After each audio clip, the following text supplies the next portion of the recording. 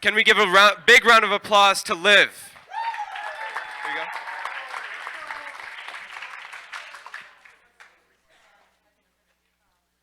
All right, so hi, we are Live Beverage Bombs, Refreshment Revolutionized.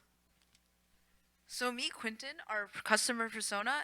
He's 19 years old and he's a college freshman. And every day he goes to class with a reusable water bottle because he's very health and eco-conscious. And he loves the taste of natural flavored drinks like tea and also fruit infusions, but he doesn't want to make his own because he's lazy. And he also doesn't want to carry around an additional store-bought bottle. He's also a very aware customer, so he cares a lot about the transparency of ingredients and brand integrity. So now that we've covered Quentin's problem, you're probably wondering who's going to solve it. Well, we are. I'm Jack, and I'm responsible for strategy and finance. I'm George, I'm responsible for sales and marketing. I'm Lily, and I'm responsible for research and product development, and we're here to solve Quentin's dilemma because we all are Quentins. All right, so moving on to the actual solution, by combining cut and powdered dehydrated fruit with other trace minerals and other added benefits into a compact ball, we allow our users and Quentin to enjoy our healthy, convenient, and sustainable drink anytime, anywhere.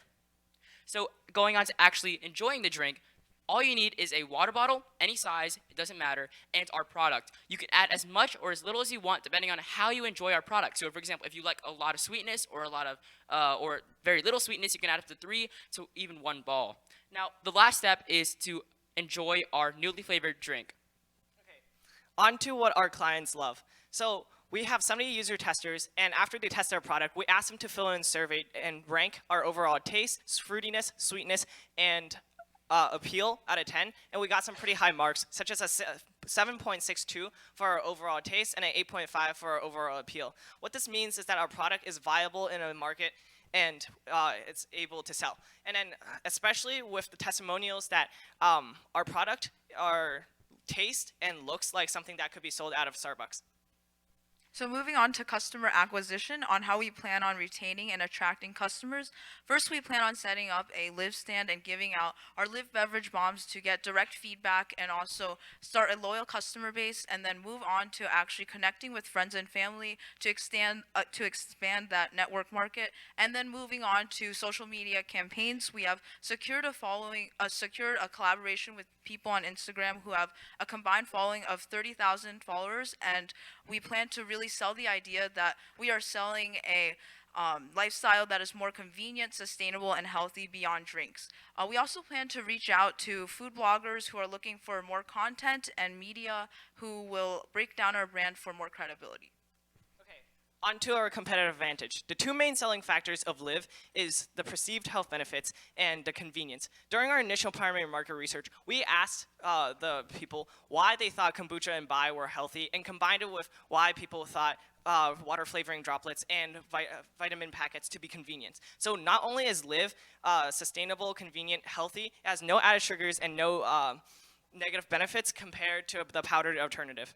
And onto financials. This is how we plan on bringing our idea to a business. We were planning on selling it as $4.50, and we have a gross margin of 3 to 4 times. It costs $1.83 to make, and compared to our competitors right now, they're making 16 ounces of kombucha for 50 cents and have a gross margin of 8 to 10 times. And we're planning on to catch up to them by securing manufacturing and lowering the production cost. So going on to our actual market opportunity, we start with our target demographic in the middle, which are our Quentins, which are health and sustainably driven college students. Now these people meet the Quentin persona, as in they have the same characteristics, and these are the people we're targeting directly. Going on to this outer ring, which are just college students in general, and the even farthest demographic, Gen Zs and millennials. Now we also include in parents and other demographics. These are the outliers that may enjoy our product, although we're not specifically targeting them. So our future plans after launch, we plan to launch our product, which will be market ready by the end of this year. And during next year, we hope to start with our initial manufacturing, start selling on Amazon and our website, and hopefully by the end of next year, we'll have 1,000 paying customers. And a big goal for us in 2021 is to start distributing into local retail stores and more. Finally, remember to live healthy, Live convenient, and live sustainable. We are Live. Thank you.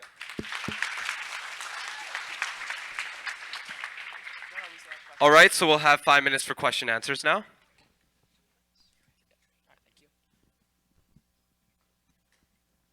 Great job, guys. Really interesting concept.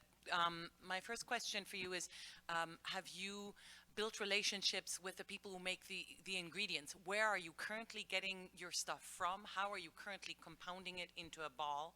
How long does it stay a ball? How are you packaging it? So how are you making this whole thing? So as of right now, we don't have the actual ability to make it into a ball. That requires a hydraulic press, and it's sort of out of our budget right now. And right now, we're planning on achieving a freeze dryer so that we can actually freeze dry fresh fruit. But right now, we're at our lowest. We're buying off Amazon and creating things in our LaunchX, but we plan on creating a ball that can last quite a while because, of course, are using freeze-dried fruits. These are preserved naturally, and it can last quite a while. I think it's a shelf life of maybe close to 6 months before adding into the water. And with our ball, we're creating it a hydraulic press so we can allow a healthy, flavorful drink anytime, anywhere. So my question has to do with the bomb. Right. I don't, tell me how you got the name bomb. And you talked about the bomb interfacing with water bottles. And yet my knowledge of bombs from the health and beauty industry is that it would be way too big for a bottleneck. And I tend to, like, as I see many do, they tend to drink water out of the bottle itself as opposed to decanting into a cup. So if you could talk about that usability. Actually, so we have a 3D design right here, and this is our packaging, and inside are 2 balls. Those will be the size of the balls. Got it. And we're planning on giving the users. So originally we were planning to have different sizes, but the size that we just showed you is a universal size that can fit into the store-bought like plastic bottles and into like swell bottles and other hydro flask bottles as well. So that's where we're aiming at.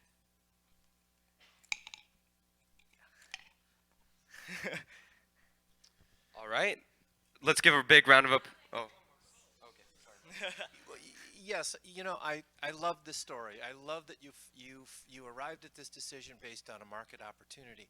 What worries me about this might be that this is a really crowded field. In our discussion about competition, we thought in terms of distinguishing ourselves. What's your story? How will you do that? And it has to be done quickly because this is really going to be a cash burn situation for you guys. So in terms of like market opportunity, that was our biggest concern because since the drink market it's like infiltrated basically everywhere. So I think our key selling point behind our brand is that we're pitching more of like a lifestyle, hence our brand name. So since it's like in the sustainable packaging and made out of like transparent ingredients, we're really focusing on building like a very clear brand image and integrity to like transform the drink industry beyond the actual like beverage bomb. Yes. I think that was a great answer too. Yeah. Oh, my bad. And I wouldn't be afraid of talking. You didn't talk at all about Crystal Light in your presentation, and I wouldn't be afraid about talking about, you know, the big elephant of competition in this space. So our current competitors are Bai and like tea, kombucha, water flavoring droplets, as well as like emergency vitamin packets. So Crystal Light, huge brand. It is your top competitor. yeah, like okay.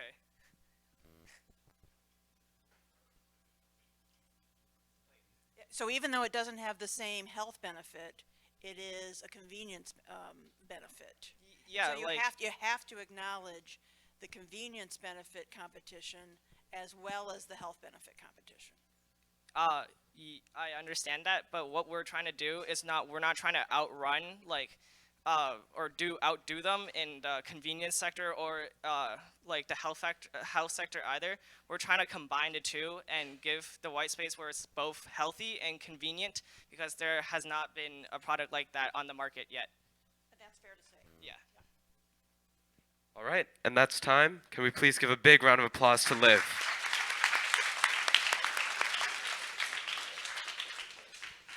So now we're going to move on to Clono, but before that, we're going to take a 2-minute break.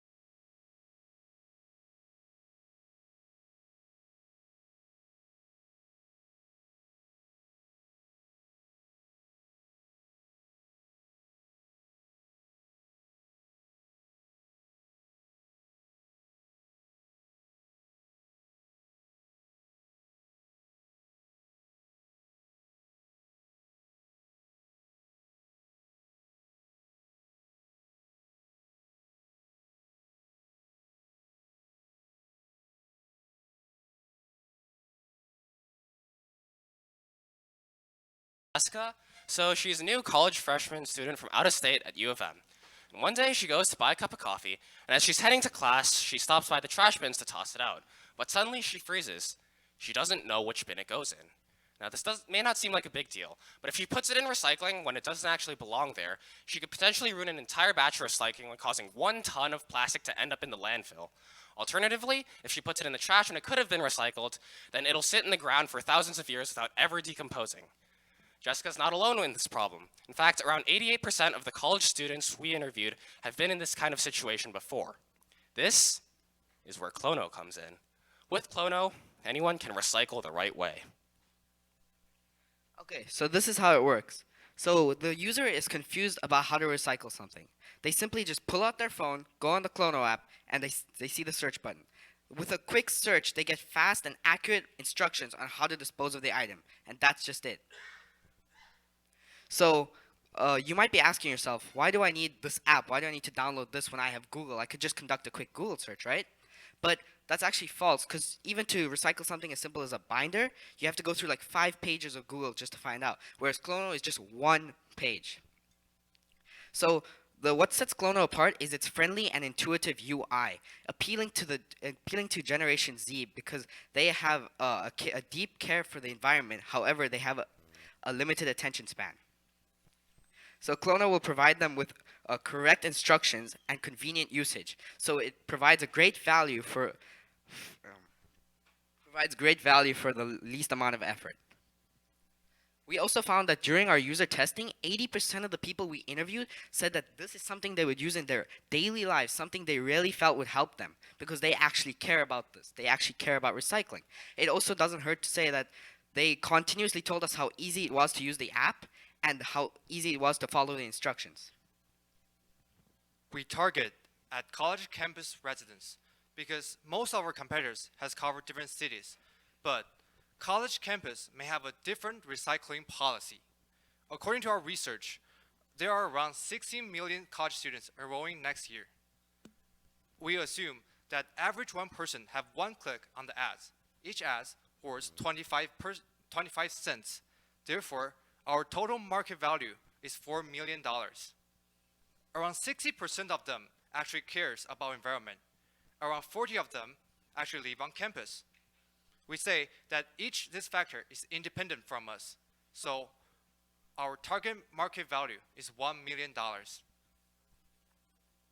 Clono accomplishes both accuracy in terms of instructions and ease of use. Our competitors, in turn, are not very user friendly and not helpful in terms of recycling instructions. Clono has a basic and simple UI, which our users easily navigated through while user testing. Our app provides clear instructions, but the other apps, however, you have to manually type in the zip code to get the clear instructions. Also, they don't solely focus on recycling. So you're probably asking yourself, why are we the team to do this? I'll tell you why. We are all very environmentally conscious and we actually are passionate about this idea. We also have a very unique skill set. For example, I'm Hassan Mohammed. I'm head of branding and design. My name is Charlie Zhang. I'm in charge of the strategy and finance. I'm Joshua Zhu. I'm the tech guy. I'm Dipanshi and I'm in charge of sales and marketing. Our short-term goal is gaining traction. Therefore, we decide ad revenue will be our main revenue stream, and the app will be free to use. In the long term, we'll try to develop a premium version for college and charge them certain fee. The initial cost of company will be trivial because since we all cover the most of work by ourselves. However, during the further in time, we may need money to develop more features. To acquire customers, we'll be connecting with student groups and college departments for them to be our first users and help spread our app on their college campuses. Also, we'll be collaborating with recycling facilities and college events, which help promote our app on their campuses. So this is our development milestone timeline. So we plan to have our initial user testing done pretty soon so that we can get on the App Store and get it into the hands of students pretty fast. And within a year, we want to have gained traction and have around 10K users with several paying colleges. Our team decided to continue after launch ends. So we're looking for mentors, sponsorship, and partnership.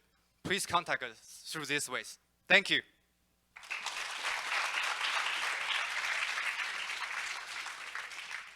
So again, we're going to have 5 minutes for question and answers. You made the comment that people liked your idea. How did you ask that question? You're asking the exact way to ask the question? Yes.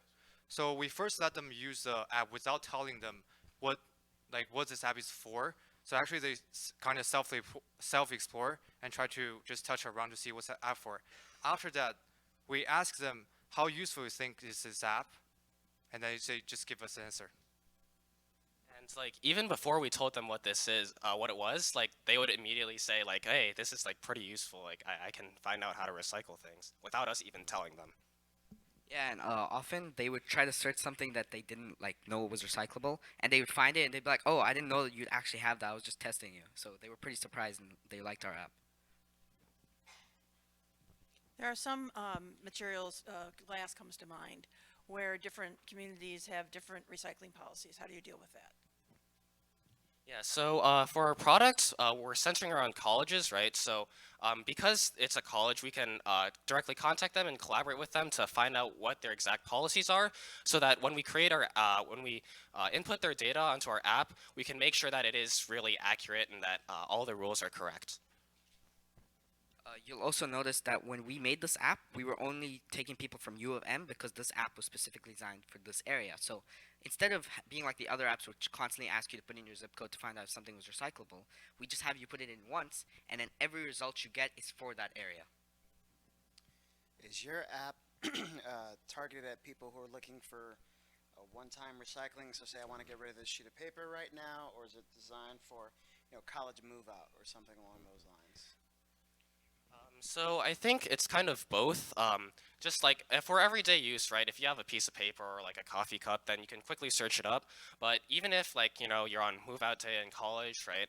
Then whatever you have, you can everything you can search it up. And when we collaborate with colleges, we can also have special lists for certain days, like move out day or coming in day. Did you do any research on?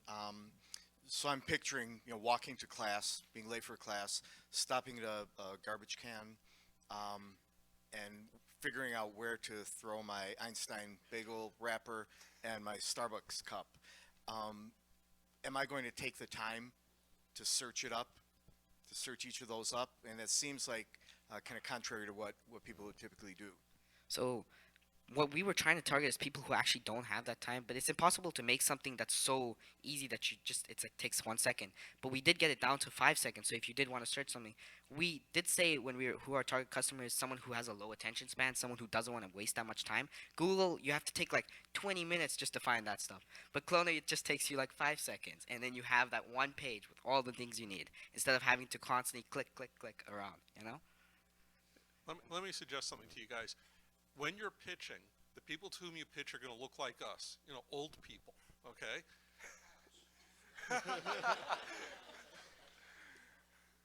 You said that you are targeting this at millennials. Maybe millennials think about this differently. But if you're going to pitch to folks like us, you have to put it in a language that we're going to get.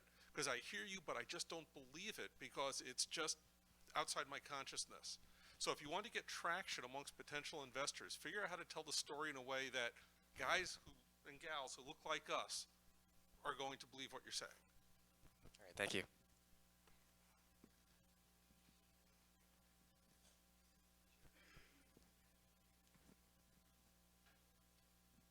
Jerry raised the question a moment ago about how you ask the question, and I think this is crucial in your market research because most people use apps to find an easier way to get through life. You're presenting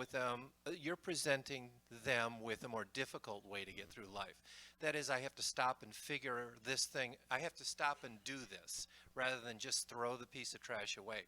So what you would have to convince me of is the group before you notwithstanding who said millennials were lazy, you have to convince me that millennials are not lazy, that they would be willing to take that time. And in some cases, some of those things have two parts to them. One's metal and one's plastic, and then you've got other things too. So this is kind of asking them to do something on the way to a classroom, and they're thinking about other things. And so this is something you'll have to overcome in the ask. Yeah, actually, Stan, do you want to tell them a story about Ken?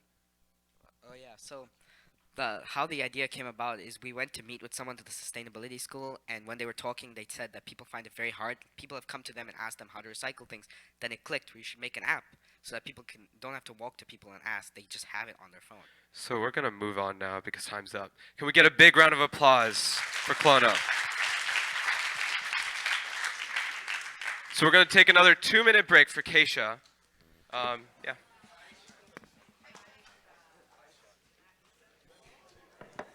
Round of applause for Kaisha.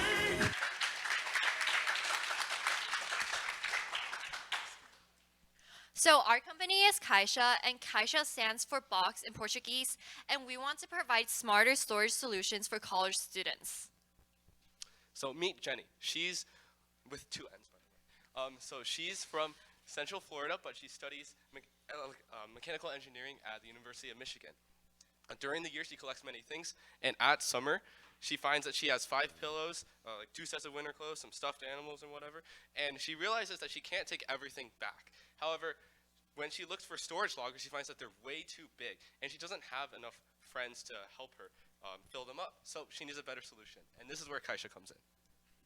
How it works. Okay, so Jenny would go onto our website and she would select the University of Michigan from a drop-down menu and how many Caixa boxes she will need, and then she'll pick the drop-off and pick-up times, and then storage is simple with 3 easy steps. Drop, fill, done. Drop. A member of our team will drop off Jenny's boxes to her doorstep. Fill. Jenny will then fill the boxes with the items she needs stored, and then it's done. A member of our team will pick up the boxes and take them away, and all of her extra stuff is out of her hair for the summer. It's that simple. All right, so let's look at our total market. We broke it down into 2 categories. On the left, we have the total amount of colleges in the U.S. with over 5,500. Then right inside of that is the total market we can exploit over time, which is just over 4,000 universities in the U.S. And then finally, we're going to start with our pilot system with 3 universities. On the other side, we have the total amount of college students in the U.S. with over 16 million. Those that are in first year, which is the most likely to use our service, which is just over 4 million. And then of those, the international or out of state, which is just over 1.25 million. After the second year, we hope to have saturated our market at the first 3 locations by 10%, which would give us a total reach of 2,250 customers. Moving on to customer acquisition. We want to acquire customers through 3 different channels. First would be having a stand at college move-in and college move-out day. This will help provide students that either brought too much stuff or have too much stuff to bring home a place to store their stuff. Moving on, we also want to use student ambassadors to encourage students to use Kaisha in their student body. We also want to have flyers up in college common spaces to gain traction for our company. Moving on to traction, we conducted a lot of user testing, and over 75% of people said they would be willing to use our program. We have over 50 potential customers from people we talked to and from people we already know in college. Over 80% of the people we talked to said they would be willing to pay $15 per Kaisha box per month, as the other storage options out there are very expensive. So when we looked at competitors, we mainly focused on 2 aspects. The first was how easy it was for the college students to store their belongings. And the second was the amount of personal connections, so friends or acquaintances, that were generally needed. So the most common solution right now that we found was just storing your stuff in a friend's house. And however, while this can be considered easy to use, it generally requires a lot of personal connections unless you get really lucky. Kaisha is the best of both worlds. We aim to be both easy to use and require 0 personal connections. All right, now let's take a look at the financials. Over the first year, just past that, we're going to be running our pilot program. So with only around 50 to 75 projected customers, our revenue isn't going to be that high. But by late year 2, early year 3, we hope to be expanding to new universities, and that will in turn create more revenue. And finally, we hope to introduce our 2-sided market in the latter year of 5, and then that'll double our revenue and create more revenue as we go up as well. Our cost of goods sold is roughly $17 per person because we have to purchase the box, but later in years 4 and 5, that will go down to roughly $13 per customer. Okay, so this winter we plan to pilot test our offering at Duke University and hopefully fully launch during that summer. And in the coming years, we hope to expand our offering to different universities around the country. And eventually, we want to become a 2-sided market with the homeowners surrounding the university to provide these storage spaces using a similar business model to Airbnb. So please meet our team. We believe that we are well suited to solve this problem, as we will all be going to college soon, and we have all seen people face these problems. I'm Victor Lee. I'll be doing tech stuff. I'm Suhite. I'll be doing marketing and strategy. I'm Emily Joe, and I'm in charge of branding and web design. And I'm Cade Younger, and I'm in finance and development. Thank you. Please contact us. Kaisha.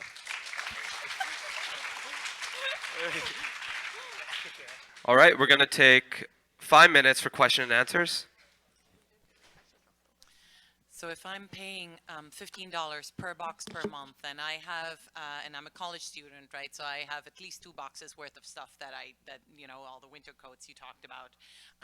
That's a lot of money for a college kid per year, and very often the stuff that's going into that box doesn't warrant the cost for a year of storage. How have you broken that down, and have you really looked at the annual cost that people would be paying and are willing to pay? So the majority of our target market isn't going to be storing stuff year round. They're mostly going to be storing it like over summer when they don't want, because our target market's international or out of state. So instead of having to bring all of that stuff home and then just bring it back the next year, they just store that for like the 3 months, or if they're traveling abroad for a semester, stuff like that. So the cost isn't quite as much.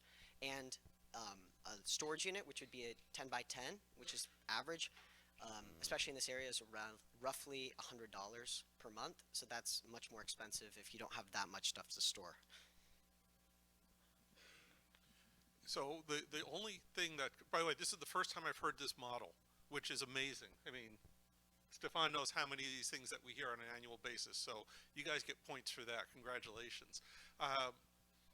My big concern about your model is your labor cost. If you're going to have your people do the pickup and drop off, you're never going to succeed. You're just going to get killed by that. So, have them come to you and you stand a chance of surviving. The other thing that you really need to look at is your liability costs. Okay, so insurance. And when you talk about 2-sided, Yeah, that's the big reason we're not starting with the 2-sided market, because we're hoping to build traction with the 1-sided.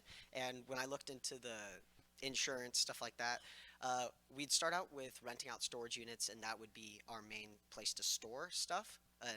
And we can purchase insurance through the actual storage unit, so the cost isn't that high, and they would insure what's inside to a certain amount. So there would definitely be like waivers and stuff you'd have to sign, but.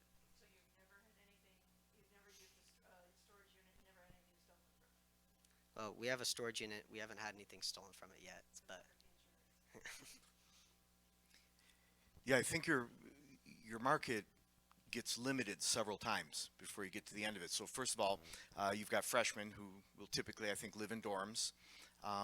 But typically, I think they move into apartment or other housing after freshman year. And then you've got to figure out what % of those are 9-month and 12-month leases, because the 12-month aren't going to be using your service, only the 9-month. So I think you're kind of limiting your market. Is your market size based on all those eliminations? So that's what we started out with. We're hoping to expand with new programs as we move forward, but especially for our pilot, which is going to be at the Duke University. We're trying to figure out the actual numbers from not what we've just talked to, but actually are willing to store their stuff for the breaks, for if they travel abroad, stuff like that, and how many are going to be recurring customers. Because at the moment, we just feel like our customers are going to be the underclassmen first and second year, because they're the most likely to live in dorms, and they can't live there year round. They can only live 9 months a year. If it's helpful for you, certain colleges like Harvard, not over 90-something % of all undergraduates live in the dorms. So you might want to run a pilot program or so some of those universities. In addition to that, I guess, especially when you're focusing on just the one-sided portion of it, what's to stop that between me and my 4 roommates, or however many freshman year roommates I have, and just renting a storage locker? Well, so for the first one, yeah, we are looking. There are some colleges that do have extremely high % of students who live in dorms for all 4 years, and we're looking to expand to those. The reason why we started at something like Duke was mainly for proximity reasons, also for a huge student population. As for the second one, the student locker is clearly an option. However, we've talked to a lot of users, and most of them don't actually use that option of storing stuff with their friends until they're like juniors. Most of them start off with like just trying to store it on their own first, which is why we're targeting freshmen. All right, guys, and with that, that's time. Can we please give a big round of applause to Kaisha? I want you to imagine you're going to the beach with your family of 5. You're going to the beach with your family of 5. You're traveling by car. It takes you approximately 1 to 2 hours to get to the beach. In that time, in your car, you're taking a cooler, towels, umbrella, and foldable chairs. But you don't have foldable chairs for everyone. Once you're in the beach, you want to relax. But once you get there and you start building your chair, you get frustrated at how long it takes you to actually build your chair and how complicated it actually is. So that's why we have Pangea, Fit the Impossible. Okay, so our chairs are actually more compact and lightweight, making a trip to the beach for our customers much more convenient. The reason we chose this is because we both live in tropical areas. We've gone to the beach our whole lives and realized how painful it is to carry all these chairs. We're a family of 4 and 5. Carrying 4 chairs in the back of our trunk takes a long time. Therefore, we created Pangea, which is lightweight and creates more portable chairs. The problem is the lack of convenience and durabilities of these beach chairs. Our solution is to make a mechanism in our chair that snaps into place with a hinge. With this, it makes a rectangular prism. These rectangular prisms will also snap together so that in one hand you can carry 3 or more chairs. So this is kind of an image of how it would work. Where the red tags are in is where the hinges would be located, and it would fold instead of 2. It would fold 3 times as more, so you would fold it in 2, again in 2, and again in 2. So this is our customer. So the Smith family, it's a family of 5, like I said before, and they travel by car to the beach. They live approximately 1 to 2 hours away, and they love to carry everything you saw here: a cooler, an umbrella, towels, and beach chairs for every of their family members. So our company's product would be more efficient for them to take all the chairs they need. So traction and user testing. When we first did customer research, we asked what type of chairs they liked. They liked portable chairs that are durable. And currently, they don't have these chairs on the market. When we did our prototypes, we did 2 types. And every time we did it, we got to a certain stage, which would make our end product a rectangular prism. Then when we did the market research, we realized that people wanted this product, and they gave their emails for this. We already have 8 we have 8 interest people who want to buy our product. Okay, so this is the team. My name is Isha Jain. I did strategy and finance and marketing. And I'm Angela Santos, and I'm builder and brander. Okay, so for our market sales and strategy, we're actually planning to sell to retail stores because they already have a set database of customers and emails. So with that, so we plan on getting to like Costco's, Targets, anything retail stores, and personal selling, as we both live in tropical areas, so getting to our target customer is fairly easy. Our competition in the current market is Tommy Bahamas and Rio Gear, where they have durability and comfort. And then we have Coleman, who have portability and convenience. We don't plan on exceeding in any of these things. We plan to combine all of these 4 categories into one chair, creating Pangea. So currently, these chairs cost $60 to $70.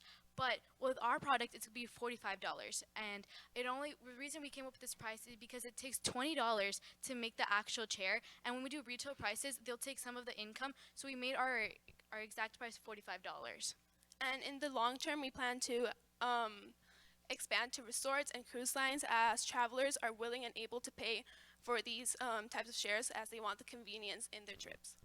If this business is successful, in the next 5 years, we will try to make other objects more compact and lightweight. So next time you're going to the beach, fit the impossible with Pangea.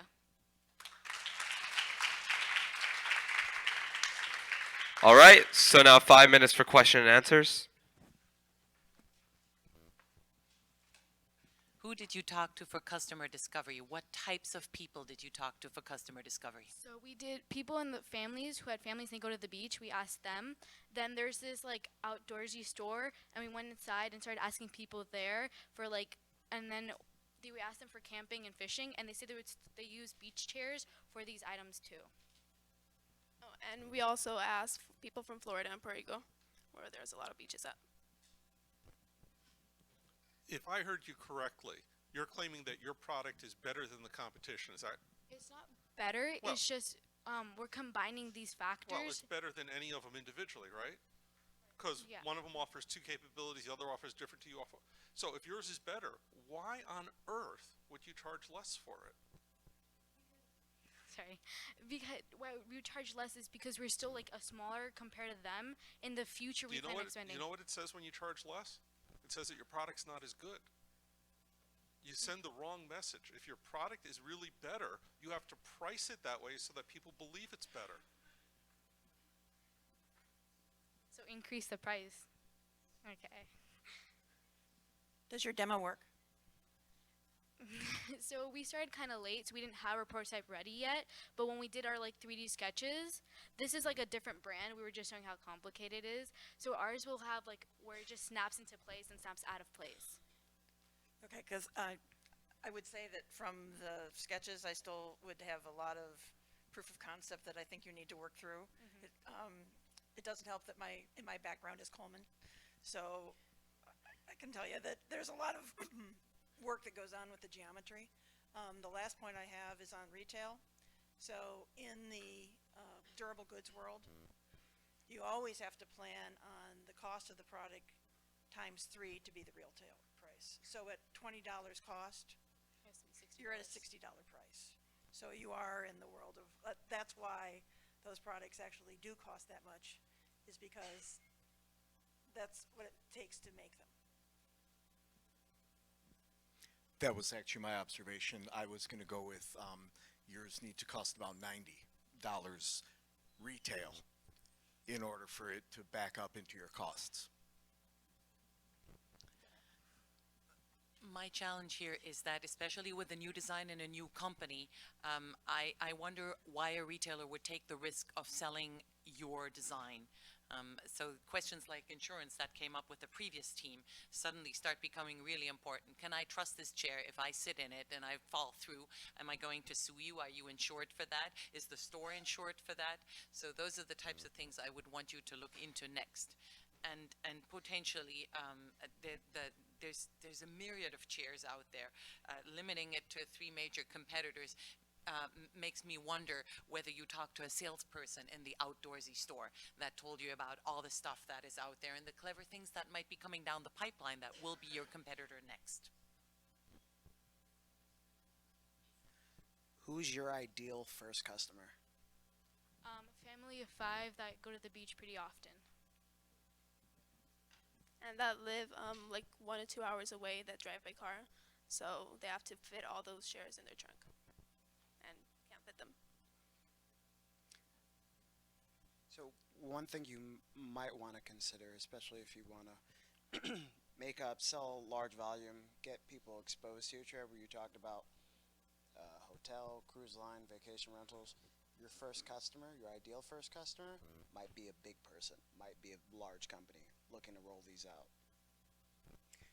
Yeah, and I think in terms of the retail stores, the big chains are the last people you want to target, because one wrong order or mistake on their part will kill your company instantly, because they'll order 50,000 chairs, realize they can only sell 3,000, and by contract they'll ship you back the remaining chairs at your cost. So it's often easier to start with smaller distributors. Also, have you talked to people about the alternatives to a chair? Like what else do they use, and why is the chair the best answer to that problem? Yes, we talked to people that preferred towels, but approximately of all the people we talked to, 88% preferred chairs. The minority preferred just towels or nothing at all. So. And so with that, that's time. Let's give a big round of applause to Pangea. We're going to let the panelists type up notes for 2 more minutes. If we could call a project intern.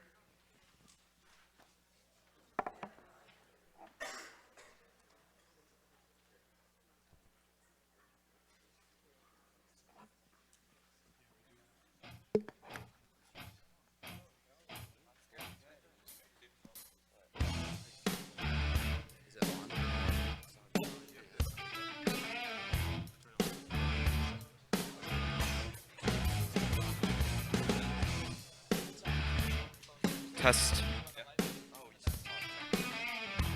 Hello.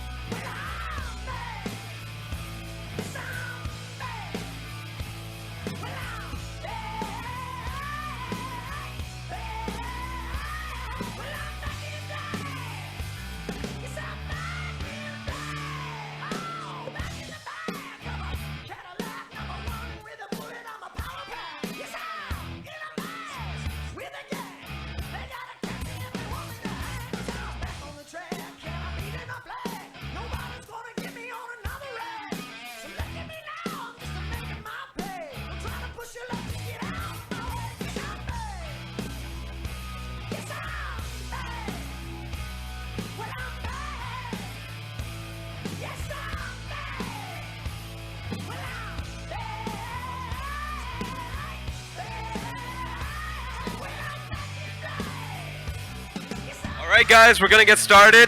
Let's give it up for Project Intern.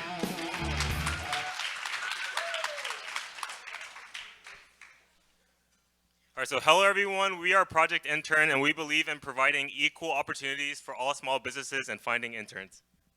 Okay, so meet Simon Smith. Simon Smith is the CEO of a small cybersecurity firm in Loudoun County, Virginia. Currently, he plans on expanding his business, but he has an extremely tight budget, so he hires high school interns. This involves a lengthy and timely process of going on many platforms, such as Google, LinkedIn, and Chegg internships, and inputting job descriptions. Additionally, with this, larger businesses beat him out because they have more budgeting for marketing, so in the end, he doesn't find a viable intern. We feel like we're the right team that is suitable to solve this because we are dedicated to connecting small businesses with high school students so that both parties can benefit. So hello everyone, I'm Alan. Hi, I'm Mehul. Hi, I'm Isaac. Hi, I'm Anshu. So we solved Simon's problem by basically creating a website platform that allows small businesses to directly advertise their internship opportunities to high school students. This saves CEOs like Simon time and money because they don't have to out-market against big businesses. Adding on to this, high school students can directly apply to the internships they desire on our platform. So our product will initially focus on high school students and small businesses in the Loudoun County area. So these high school students can go onto our website and search for internships in this local area. They can use our sophisticated filtering system in order to find internships which match their interests and which they are qualified for. They can then apply to these internships through our website, and we will send their applications through to the small businesses. The students can then get accepted into these internship opportunities, and small business CEOs like Simon can gain much needed help to grow their business. So for attracting small businesses, so we've really utilized personal selling and cold calling because we found that this is the most efficient for our cost of customer acquisition, which was really just all of our time. Secondly, we utilized another marketing method of marketing collateral where we emailed small businesses and we additionally had them come to our prototype website. We found that after conducting our PMR that we received overwhelmingly positive feedback and that our service was really feasible. Additionally with this, it really reinforced Simon's frustrations that he had low budget to market his company out there compared to larger corporations on Google and LinkedIn, as well as he didn't have enough money to hire a real-time employee, but still needed a helping hand around the office. All right, so our primary market research included emailing over 600 companies, having personalized conversation with over 72 of them. We found that interns are a viable part of small businesses, and like Isaac said, they cannot afford a full-time employee, but are willing to work with interns because they have that budget space. Adding on to that, through multiple accounts of user testing, we've gone through 5 prototype iterations and found the perfect user interface and aesthetic for our platform. The biggest thing we have for attraction right now is that 8 companies have already signed on, and we're talking to a local high school in Loudoun County, Virginia that is happy to implement our platform. All right, so for the competitive advantage, our top 2 priorities are accuracy in the search filtering system and value in the detailed descriptions. So in the current market, we have competitors like LinkedIn that do have a lot of detailed descriptions, but they don't have a search filtering system. We also have other competitors like Google and Chegg internships that do have a search filtering system, but their descriptions are not very detailed. So as Project Intern, we strive to be the best at both of these qualities and be at the top right of the graph. So for our service, we'll charge businesses a flat rate of $50 per intern they obtain. This price was decided after conducting over 100 surveys of small businesses. Our current costs would just be marketing costs. Since we're doing personal selling and cold calling, the conversion of our time into money would be approximately $40 per business we acquire. Since businesses are expected to want around 2 interns, on average we'll be able to obtain $100 in revenue from each business. This means that on average we'll have a 60% profit margin. Our total market is 5.6 million small businesses in America. Our segmented market is 720,000 small businesses in Virginia, and our target market is 50,000 small businesses in Loudoun County. Being in such a niche market, we have a large opportunity to target a specific demographic of customers. This will differentiate us from our competition because we'll be able to really serve the needs of this market well. So after acquiring more businesses, we plan to expand our platform into more schools, and this will in turn increase our user base drastically. So during our expansion process, we want to implement the same business plan and also use the same financial plan of a flat rate per intern. However, on the other hand, we also want to add new revenue streams such as ad revenue. And as you can see over here, in the second half of 2019, we plan to launch our product in Loudoun County. Then we plan, after we reach 20 schools and 400 businesses in this area, we also want to expand to the San Diego and Memphis areas in the short run, and after that, we also want to expand to other local areas in the United States as well. So we are Project Intern. Connections made easier. Thank you.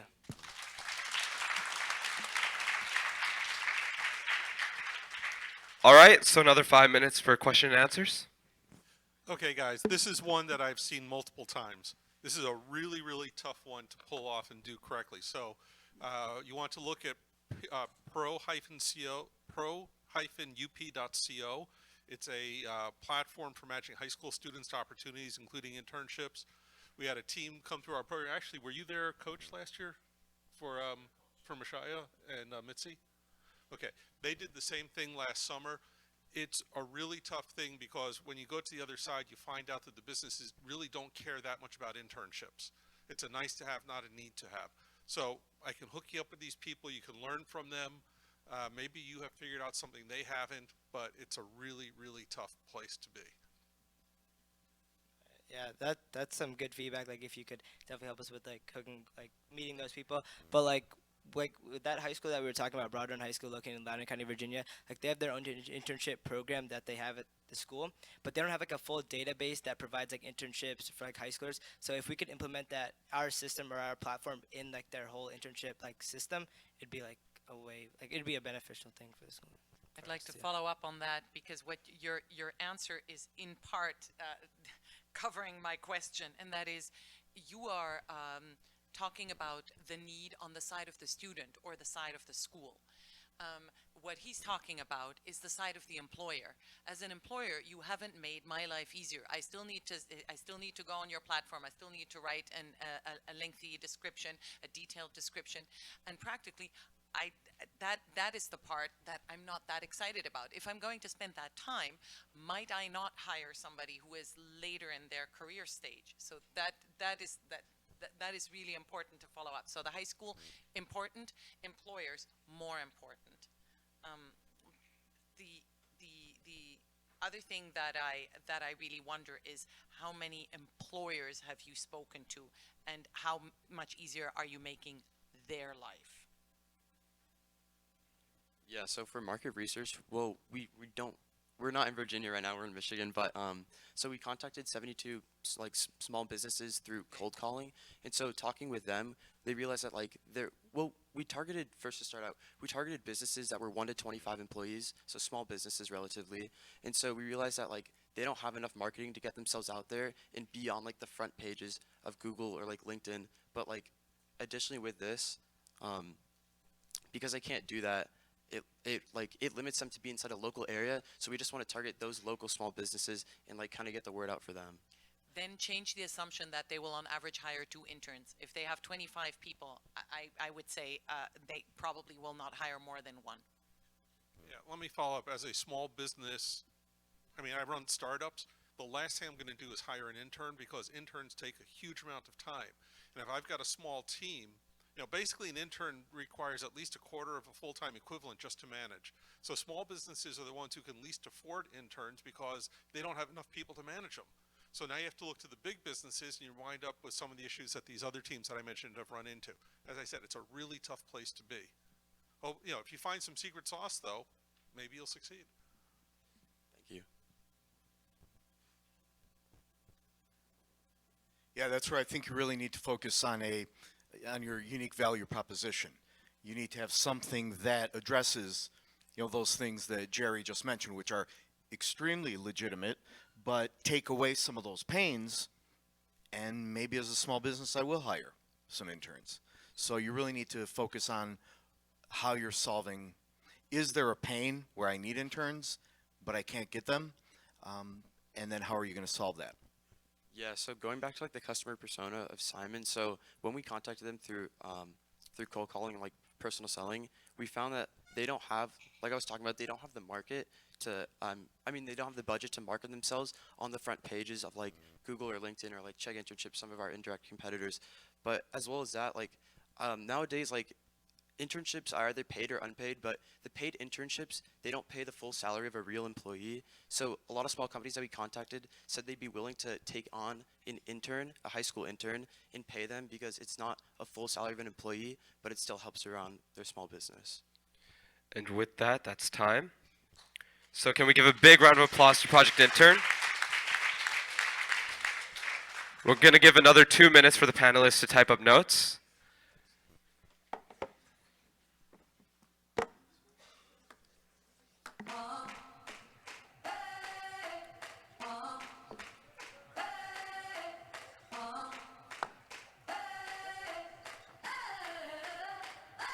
I'm living in that 21st century, doing something mean to it. Do it better than anybody you ever seen. Do it. Screams from the haters, got a nice ring to it. I guess every superhero need his theme music. No one man should have all that power. The clock's ticking, I just count the hours.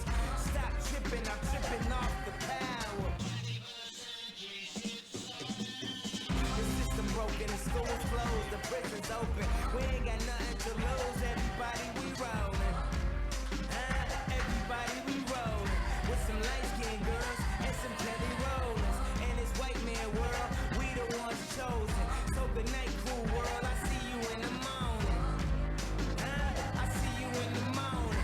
This is way too much, I need a moment. No one man should have all that power. The clock's ticking, I just count the hours. Hey. Stop tripping, I'm tripping off the power. Hello? Till then, Is it? the world's ours. Hey. Yeah, it is.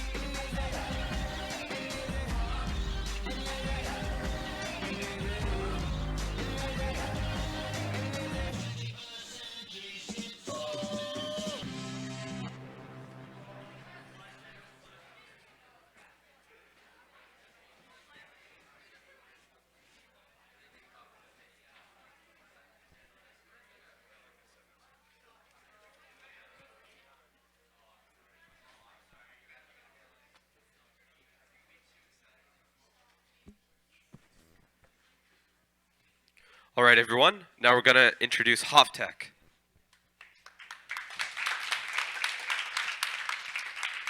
Yeah. Hey everyone, thanks for coming here today. We are HofTech and our mission is to provide a high efficient power battery at a lower cost. I would like to introduce to you Marcos. He's an engineer from Texas. He's married with 2 children and his main goal is to have a house with a sustainable and ecological concept.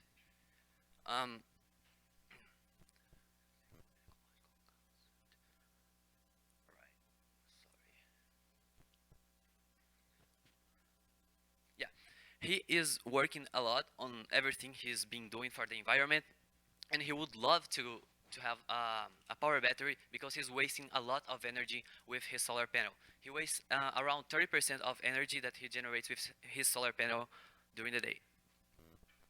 So that's where HovTech come in. So basically HovTech offer a flywheel power storage system which allow you to store solar energy that you produce during the day and use it during the night time. So the main component of our product consists of 3 things. The first thing, flywheel will store the power in terms of kinetic energy, the generator and the motor. So here how it works. So the 70% of the energy that comes to the solar panel is used during the day, and 30% of this energy is stored in our power battery. So when the night comes, you can use it to power your house. So basically this system means that your house can be completely off-grid and self-reliance on power. You don't have to rely on external source of power anymore since you can store your energy. And here is the customer testing. What we did is that we go around to the customer, present them with our CAD idea and what would our product looks like, present them with specification and ask for their thoughts. So here's Sutida. What she says is that I want something that works. I want to be independent from the energy supplier. The solar panel already helping me a lot, but the amount of energy that I still waste is very high. This emphasizes that the customer, our target customer, really care about the efficiency of the product, how much are they going to pay for it, and how much are they going to save using our product. So here's our team. I am Luis. I have a great background with digital marketing and branding and design with a nano degree from Udacity.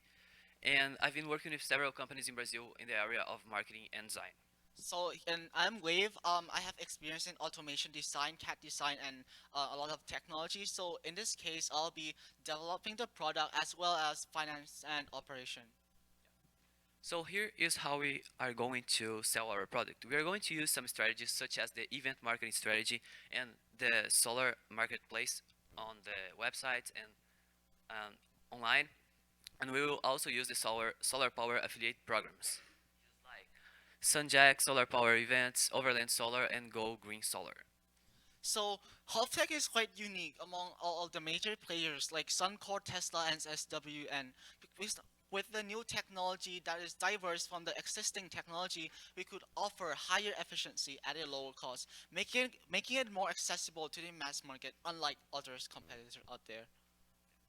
So with the listed price of $4,100, we are able to penetrate into the mass market, which there are a lot of demand right there.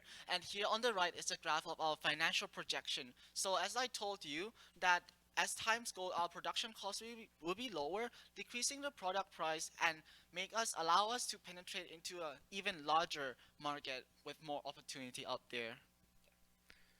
So here is our market. We are starting as a B2C company, selling to homeowners, and we are planning to work as a B2B company as the time goes. So the reason why we transit our business that way is because the industrial scale require more efficiency and more trust. So basically what are we trying to do is that we are trying to make our brand reputation from the customer side and then transit it to the industrial side. Thank you.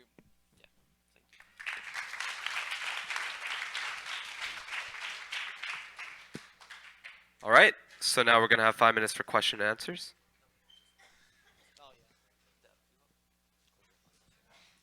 Okay, I'm going to contradict everything that they've taught you for the last 4 weeks, okay?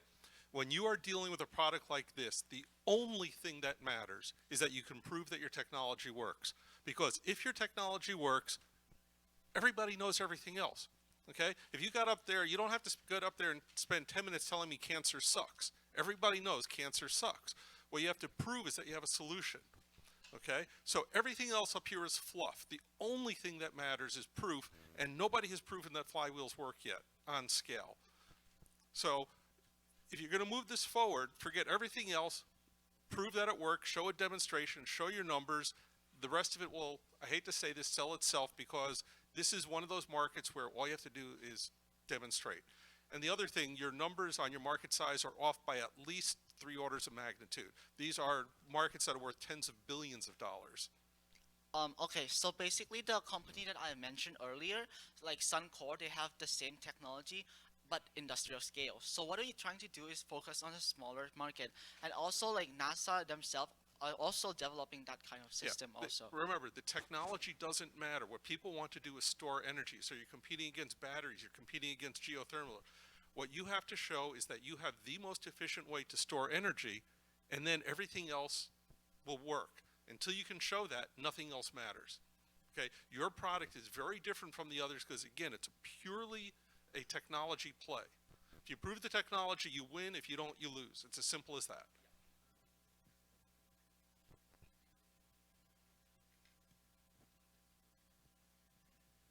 I'd like to point out that this is one of those unique products too, that there are sort of 2 levels of marketing. So you were talking about the industrial marketing, and also you have to sell to the consumer. So you're sort of doing a B2B play at the same time that you're doing a B2C market strategy. So you're developing demand, and you're selling to builders all the while at builder shows and that sort of thing. Again, assuming that the product works, you've got twice the marketing budget that most companies have in terms of convincing us. So as just like what he say is that the customer need to trust that our product actually works. So that's why we're trying to build the reputation from the customer side to the business side. So yeah, the technology behind this is very important because we are running in the energy sector, and it does not actually matter how the product looks or anything like that. As long as the customer pay the price and get the return on investment that we promise, they'll still buy a product, just like what you mentioned about. So for a product or a company like this, has anyone come in to talk to you about patents? No. Okay. So one of the things you'll want to consider is, and you could always email me about this, which is whether or not the product could potentially be patentable, because this is, as Jerry said, one of these very high-tech products. So in addition to whether or not your product works, the next thing is going to be whether or not you can sell your product. So if it's not patentable because someone else has a similar patent, they can stop you from selling. So you'll be doing all your research, all your work to eventually have to negotiate with GE or someone else in order to be able to sell anything in your company.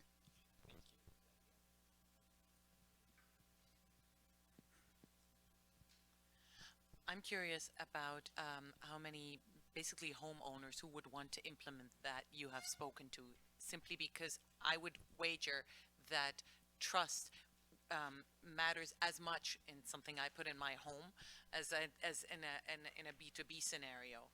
So how do you establish that you can do it? To some extent, yes, if you can show you can do it, that's great, right? If you have irrefutable proof, then everybody will buy it. But in the beginning, you have to put it into my house. So basically, our first initial customer, the first customer will be the one with technical data. So if they trust our product, they understand how our product works, they'll buy it. And then we'll transit to the normal customer who see our product as just a box that saves them money. So that's how we plan our company and business strategy. And the customer, you generate a lot of energy with your solar panel. So you waste like 30% of the energy you generate during the day, and you cannot use it during the night. So we are aiming to develop this technology just to save this energy, and then you can use it during the night. And that's time. Can we please give a big round of applause to HofTech?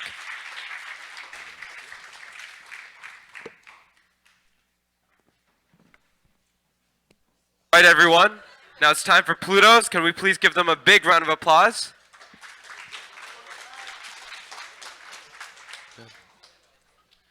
We're Plutos. We believe every dollar has a purpose. Me, Olivia. Olivia is a rising sophomore at UMich. Growing up 18 years on her parents' side, she never had a chance to learn money management. However, under the burden of student loan, she has to face the reality that she needs to manage money by herself. Living away from her parent, she now has the freedom to buy whatever she wants without hearing her parents' opinion. The satisfaction provided by the convenient online shopping experience gives her the addiction to clicking the buy button whenever she sees something she likes. As these impulse purchases distract her from her saving goal, which is the student loan, she often doesn't save enough money by the end of the month, have to defer her payment. If we don't stop the root of the problem, which is impulse buying, the vicious cycle will only continue. Alright, so we here at Plutus aim to provide a simple, timely, and effective solution. Before I jump into the solution, we found through our market research that if a person is reminded of their budget before making a purchase, it effectively curbs their impulse buying. So using the same principle, we created a Chrome extension that reminds users of their budget, savings, and savings goal before they make a purchase on any online retail store. There's also a premium version of this product, which is priced at $6 a month, which gives you budget reports, charts which tell you where you spend your most money on, and suggestions where you could save most of your money. So let's see how it works. Olivia was browsing Amazon to find something to wear on a friend's birthday party. She came across this bracelet, which was way out of her budget, but she still proceeded to buy it. Here is where we come into play. We block the buy now button by reminding her of her goal, and the pop-up message shows her budget, savings, and savings goals so that she thinks twice before making this purchase. Then she can differentiate whether it is really a need or a want. Okay, so we have currently 68 early adopters who desperately needed the product. Also, we contacted a non-profit organization in the field of financial education who confirmed that by giving the pause moment before making a purchase and showing them their budget can actually make the difference. Overall, we had a 90% approval rate from the customers and the users we interviewed. Meet our team. I'll start with myself. I'm Anish and I manage the branding and design. I'm Avi and I'm the head in technology. I'm in charge of sales and marketing. And I'm Arun, and I'm in charge of finance and strategy. So as you can see here, we have our competitive advantage, and it's measured by effectiveness, which is the amount of money saved, and convenience, which is the time spent on the app.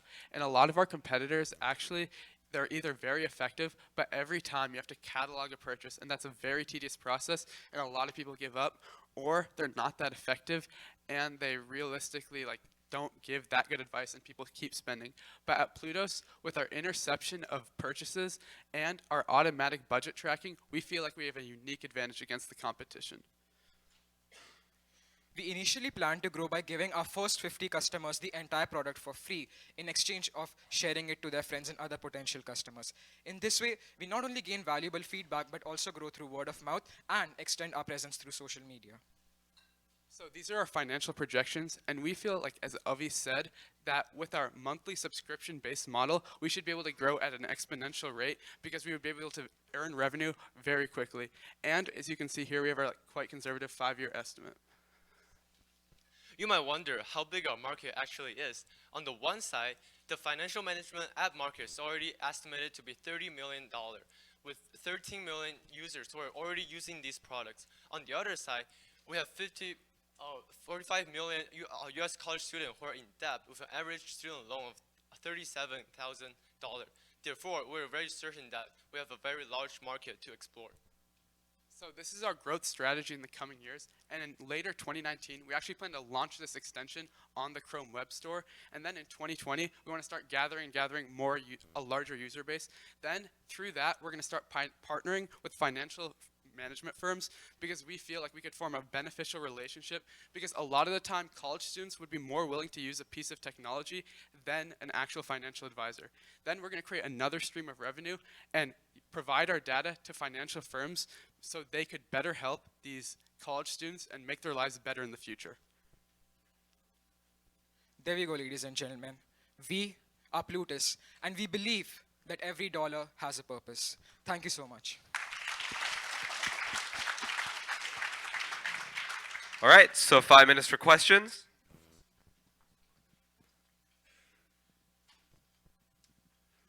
You know, I love this idea. In higher ed, we're really worried about enrollment, right? Enrollment numbers over the next several years. And one thing we don't talk about is student debt.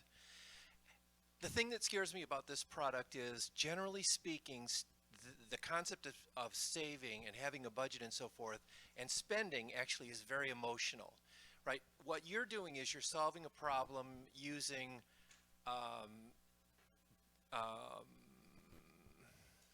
what's the part of the brain that we...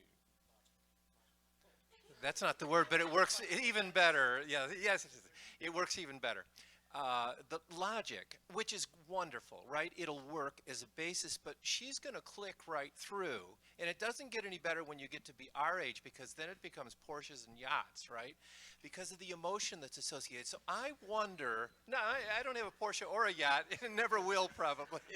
But the point is there a way that you can add some emotion to this? And I'm wondering if perhaps, you know, if I save and don't buy that bracelet, do I get some sort of a reward, an emotional reward among my friends on social media? Well, like the point is, like, if you set a long-term savings goal, like her student loans after every month, then she could focus on that, because a lot of the time, like as Anish said, that the pause moment is like a big thing in impulse buying because people get caught up in like this hysteria. So that's why we're gonna have, like, if you keep track of your long-term goal, a lot of our user testing said that would help them. And we're gonna plan on incorporating another feature where you have to type your reason for buying, and so that would make people justify the reason for their own purchase. Also, as we mentioned, that we have contacted nonprofit in financial management education.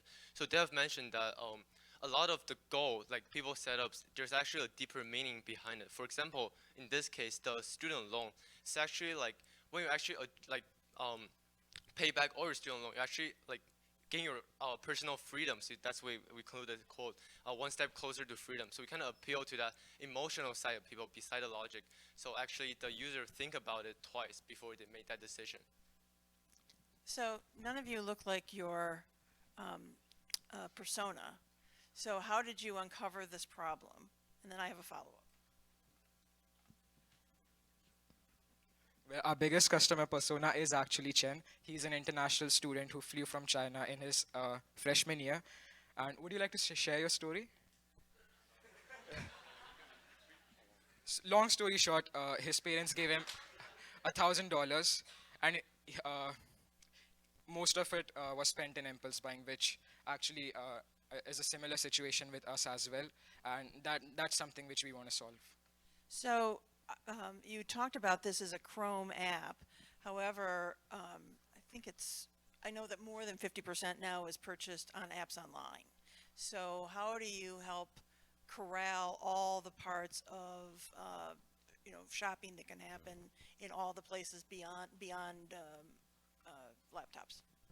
So we actually first found that most of like the buying on Amazon happens online. So we first want to focus on that, and then I think later down the line, because we still have like some more work to do, we're going to focus on the in-person stuff. And like to answer your previous question about like the customer persona, we actually met an international student, except she was in college, who was similar to Olivia, and she didn't have enough like to pay her student loans. So Yeah, so like basically we got a customer persona from a lot of market research by talking with different college students about their frustration with money management. Right. So in terms of the app itself, data, right? Where are you going to be storing this data? Is it going to be stored locally on the person's computer? Stored on AWS services because it includes finances? And then in addition to that, where are you getting the total budget or dollar amount? So for instance, Mint connects directly to your bank account. Are you connecting with bank accounts? Are you just relying on user input? Because then that, there's a particular inertia with people saying, well, I've already filled out a Mint account. I don't want to fill this out too. So right now we store our data on a cloud server, like similar to AWS. It's called DigitalOcean. And to answer your next question, yes, the user has to input the budget because we don't have a large user base. So it would be difficult to link directly to the bank account. So the user has to enter their budget and savings for the month. And that's time. Thank you so much. I got just one quick comment. We had a student 4 years ago, Kristen Shepard, who came through our program with a very similar idea. After about 18 months, she gave up on it, and she was talking to everybody. She's a bright lady. She's gotten two promotions at TD Ameritrade. She's down the block. I suggest you reach out to her, sit down with her. She can teach you a lot in a hurry. Thank you so much. Great, thank you. Thank you, Plutos. For reference, that was the Broke app. That's what that was her company.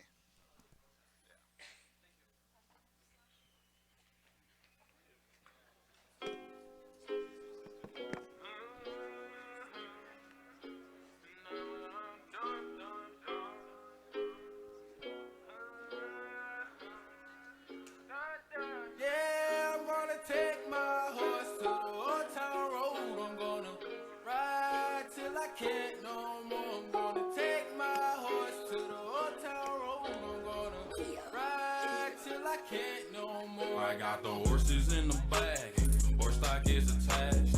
Head is matted black, got the bushes black to match. Riding on a horse, ha, you can whip your Porsche. I've been in the valley, you ain't been up off that porch now. Can't nobody tell me nothing. You can't tell me nothing. Can't nobody tell me nothing. You can't tell me nothing. Riding on a tractor, lean all in my blood. Cheated on my baby. You can go and ask me. My life is a movie, bull riding in boots. Cowboy hat from Gucci, Wrangler on my booty. Can't nobody tell me nothing. You can't tell me nothing. Can't nobody tell me nothing. You can't tell me nothing.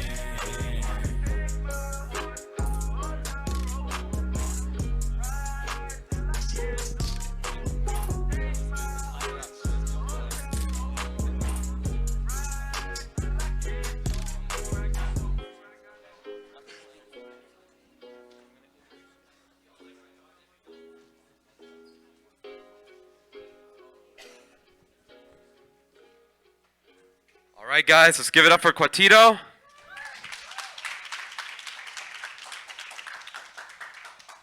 All right, hello everybody. Today we're Team 6 for Quatito, and we're the next solution to fixing forgetfulness. So our motto is never forget your burning ideas. Hi, my name is Martin Lee, and I do branding and design in this team. Hi, I'm Andrew Gao, and I do marketing and hardware. I'm Som. I'm from Singapore, and I do the technology and operations. I'm Brent. I do strategy finance. All right, so meet Brent. Brent is a Gen Z music creator. He has a job. He's organized. He's really active in school, but he has this one frequent problem where he forgets his musical melodies and ideas. So So the issue here is that music creators often think of their best melodies and song ideas while they're away from their workstations, and there's not an optimal way for them to record those ideas and implement them later. As one UMich student said, I get melody ideas all the time, but by the time I get to voice memos, I've forgotten it. At Quotito, we don't want creators like Brent or Lil Nas X for Old Town Road to forget their melodies. For that reason, we made a wristband which allows you to like easily record whatever melodies you have in mind. So how does Quotito work? When the user gets an idea for a song, all they have to do is tap the screen once. It automatically starts recording. When they're done, they just tap it again, and it saves safely on Quotito. By calibrating Quotito to the user's voice at the beginning of use, a machine learning algorithm automatically converts their voice to actual musical notes and a MIDI sound file, which is what is used in professional audio recording software such as GarageBand and Audacity. It makes the transition seamless. At any time, the user can easily navigate through the Quotito device or the Quotito app to view and listen to all their recordings. They can also easily upload to computer via USB. So for traction, our prototype, we actually divided into works like and looks like because we couldn't put our hands onto PCBs by the end of this camp. So we actually did the Arduino and Raspberry Pi Zero. We were still working on the prototype. We couldn't get it to work by today, but it is working. For mobile application software, we have done manual testing. Andrew actually went around the UMich Music Campus and talked to people here just to allow people to understand how our product actually works. So for our looks like, we actually had a bunch of mock-up drawings, and we actually have the custom-made rubber prototypes right here, if you can see. It's just like a regular band that you would see in like Fitbits or Apple Watches, but these are custom-made, and these are intentional designs that we have actually came up with. Also, we have PMR 30 people physically and reached even more people through SurveyMonkey.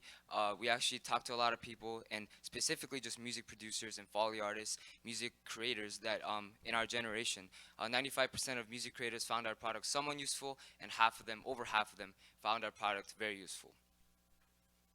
So how are we going to get our customers? Well, initially, to start out with, we want to make free content that's valuable to music creators and post that on social media profiles and use that as collateral to advertise our product. And as we go on, we want to use social media advertising, influencer marketing, and go to some trade shows. So, how does Quotito fit into the competitive landscape? Quotito stands out in two areas: convenience and workflow compatibility. Quotito is the only product that combines both of these aspects. Our current competitors include Apple Watch, voice memos, and professional studio recording microphones. However, Quotito still beats all of them. Why? For example, studio microphones are very workflow compatible. They integrate well. However, they're not portable or convenient at all. No one wants to carry around a big microphone everywhere. On the other side of things, the Apple Watch is very convenient. However, it's not easy to integrate with the workflow because you have to get from the Apple Watch to iCloud, and then iCloud download to your computer, and then transfer the iCloud file to your workstation. Quotito does everything for you. Quotito is also special because of our low price point. Quotito will be priced at only $25, which is much cheaper than other alternatives such as Apple Watch, which can go up to $600, and professional studio microphones.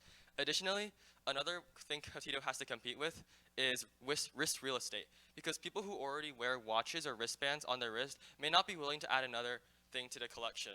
We plan to get around this by making Quotito modular. That means that the Quotito device will be easily detachable from the wristband, and instead you can hook it onto your keychain, necklace, wristband. The opportunities are endless.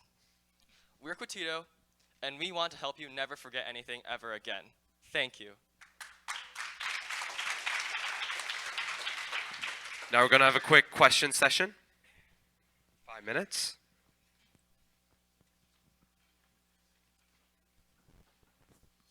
I love this idea. Thank you. Would it be quicker to market and easier and less risky for you to sell the idea to Apple for the Apple Watch, the software? So could you explain that a little bit more? Right. So what you're going to do is you're going to go head to head with some really deep pockets competitors who could easily and quickly take your product, reverse engineer your product again, reverse engineer your product, and then do it better What if you were to take the idea to another company that already has the existing software? We're already wearing Apple Watches. Sell it to them to bring to market, and you guys, get royalties or whatever Apple's willing to give you, and off you go, wealthy people. Yeah, I think that'd be something to consider. We haven't talked about that a whole lot. Yeah, we'll take that into consideration. Also for Apple Watches, they allow you to record voices, but voice memos are much harder because they have to download some external software and whatever to get that to work, and not many people know about that, even people who are using Apple Watches currently. So we'll definitely consider that. Thank you for that. Right, you'll go right from the watch to GarageBand with your music. It's like a push-to-talk feature, like kind of on Discord, but on your wrist. One additional thing about that is that Apple has their own line of digital audio workstations. So if they created a product like that, I imagine that they would want to keep everything compatible with their brand, how they usually do. Yeah, I agree with what you were saying, that I don't see it as a standalone product. I see it as a terrific tool to use with GarageBand, with Audacity. So have a way for Audacity to monetize their product a little bit, or some of the other more professional products where it's an integrated tool that facilitates the use of the product. Let somebody else sell it for you. What's the market size? How many creatives are out there who have ideas that they need to record like that? How many people in the general population are there who need this product? Yeah, so when we looked in the U.S., we got something like 28 million, which seems like a little bit more than it should be. But we know that there are for sure millions out there, and especially in communities like L.A., Nashville, and big music hubs like that. But we don't know very specifically. We actually wanted to expand to entrepreneurs or anybody with creative ideas who can just record the ideas. It doesn't have to be like a melody or anything. We actually started by saying how do people struggle from going to sleep? Like if you have a burning idea that you need to write down, that you need to jot down, so you can, we've all had those experiences when we forgot our creative ideas. So that's why we came up with the push to talk quick feature. I could just add to that quickly. So we're also integrating speech to text transcription features and natural language processing. So you can take your notes from today and easily filter through them to find what you want to look for, and it converts them into a simple text list for you. Yeah, I was gonna say, if it's not just for music, I do that all the time, and I hate using, I gotta find the little microphone, I hit Google. I don't own any Apple products. So yeah, something I could just be like, oh hey, remember that awesome idea I had? That'd be great. But to follow, I'm sorry, your name, is it Ann? I'm sorry? Ann, yeah. Ann's comment earlier about your price point, you said you want to sell this at $25. There's no way you can produce it, package it, and everything else for $7. Because that's what you'd have to hit, $8. Just not going to happen. The cost and risks of doing hardware are extreme, so if you can piggyback on somebody else's hardware, it's going to go a long ways towards helping you move this thing forward.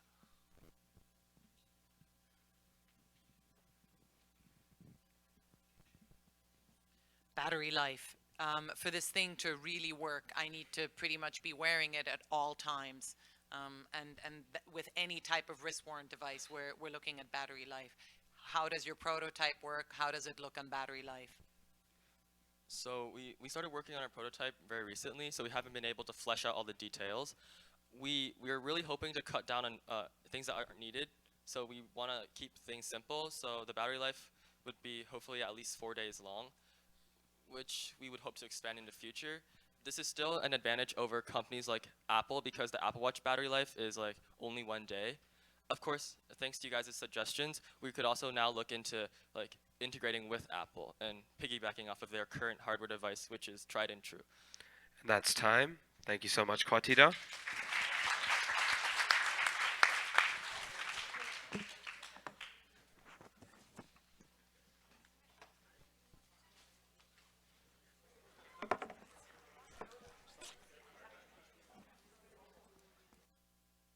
You can count on me like 1, 2, 3, I'll be there.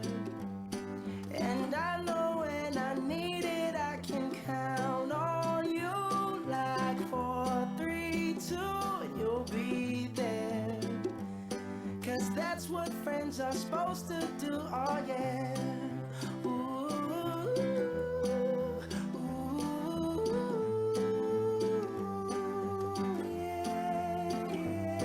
yeah. If you're tossing and you're turning and you just can't fall asleep, I'll sing a song beside you. And if you ever forget how much you really mean to me, every day I will remind you. Oh, find out what we're made of when we are called to help our friends in need. You can count on me. 1, 2, 3, I'll be there. And I know when I need it, I can count on you. Like 4, 3, 2, and you'll be there. 'Cause that's what friends are supposed to do, oh yeah. Ooh,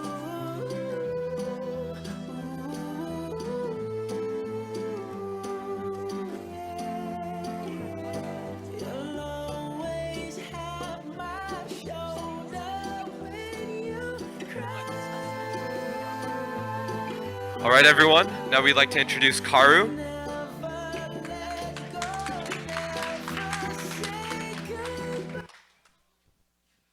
All right. Hello. We are Karu, and we care about you. So, our mission is to reduce stress and discomfort for wheelchair users. However, our overarching vision is to create a world where a person's physical disabilities don't inhibit their ability to pursue and achieve their dreams, goals, and passions in life. Now, let's meet Elise. Elise is a 65-year-old grandmother. We met Elise at Hillside Terrace, an upscale senior living retirement home. Now, when Elise was younger, she enjoyed reading and writing, and she still does to this day. An average day for Elise looks like this. She goes to the cafeteria around 3 times a day for her daily meals. Then she reads a book. She writes some diary entries, and she uses her laptop a little bit. Now, for many of us, these seem like easy tasks. But for a wheelchair user, these can be extremely difficult, since they find that currently there are no options on the market that help them stabilize when they're doing these activities. So, these pain points mean that a company like us can target and create a tray that is both light, durable, and adjustable. So this is where our solution comes in.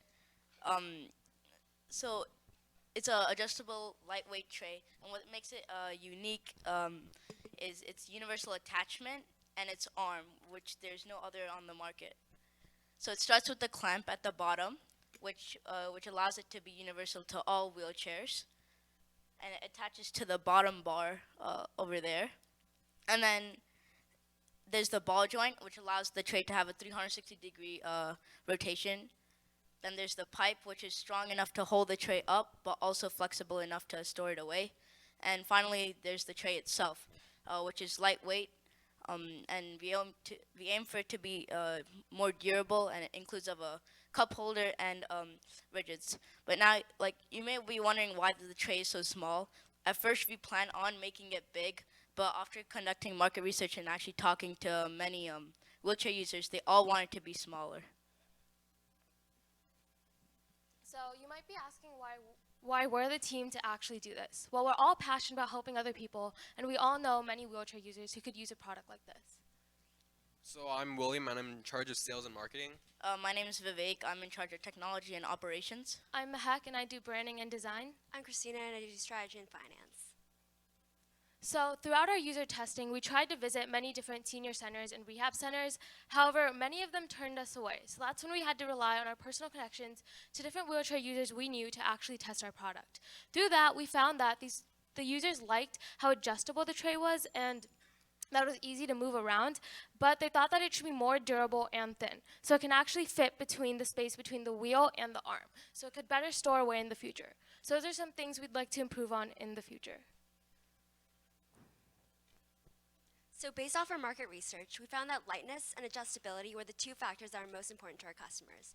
But after scouring reviews on Amazon, we found that almost all the competitors on the market were very heavy and bulky, meaning that it limited the user's mobility and also made it hard for them to go about their daily lives. And also, a lot of the trays were very difficult to adjust and had to be attached to both arms every single time the user wanted to use it, which was a huge hassle and very inconvenient. And so that's where Karu comes in. We create a lightweight and an adjustable tray that allows the user to stow away the tray easily when they're not using it. And so we estimate our initial cost to be about $25 in production and have a cost of customer acquisition about $3.2. And we're planning on selling our tray for about $45 per tray, mainly through personal selling and through visiting senior retirement centers. So this is our growth plan. By March 2020, we plan on finalizing our prototyping and refining, getting down the materials and things like that. Then we have a product launch through our Kickstarter to gain funding and traction. And then the rest of the way, it's partnering up with senior centers, retirement homes, hospitals. And then finally in 2021, we plan on having a refined product release.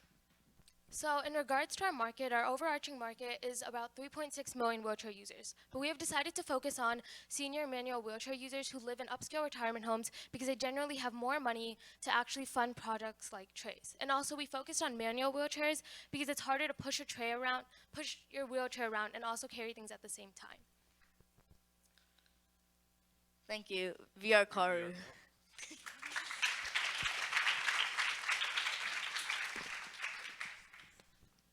All right, 5 minutes for question and answers. Just to suggest in terms of go-to-market, when you're trying to sell a product like this, you're much better off going to the children of the person in the wheelchair than the person in the wheelchair themselves. And it's usually the oldest daughter that you want to go after. So I like the description that it's going to be, durable, or strong enough that it's durable, but flexible. But when you're thinking about your customers, we'll need a way to conceptualize that. So what is it durable enough for? Will it hold a laptop? Will it hold dinner? Will it hold X amount of pounds? Something where the user sort of knows that, they don't want to put a meal out in front of them and watch it fall onto their lap. Yeah, so the goal for the long-term plans at least is to at least have it be able to carry like a MacBook Air, because a laptop is what many wheelchair users end up using, so that would be one of those practical options. So we are trying to still strengthen the tray so it can actually hold that amount of weight. I noticed that you're going to market to consumers. I wonder if you thought about the wheelchair manufacturers, right? So to integrate this product into their product so it would be integral. Yeah, as opposed so to aftermarket.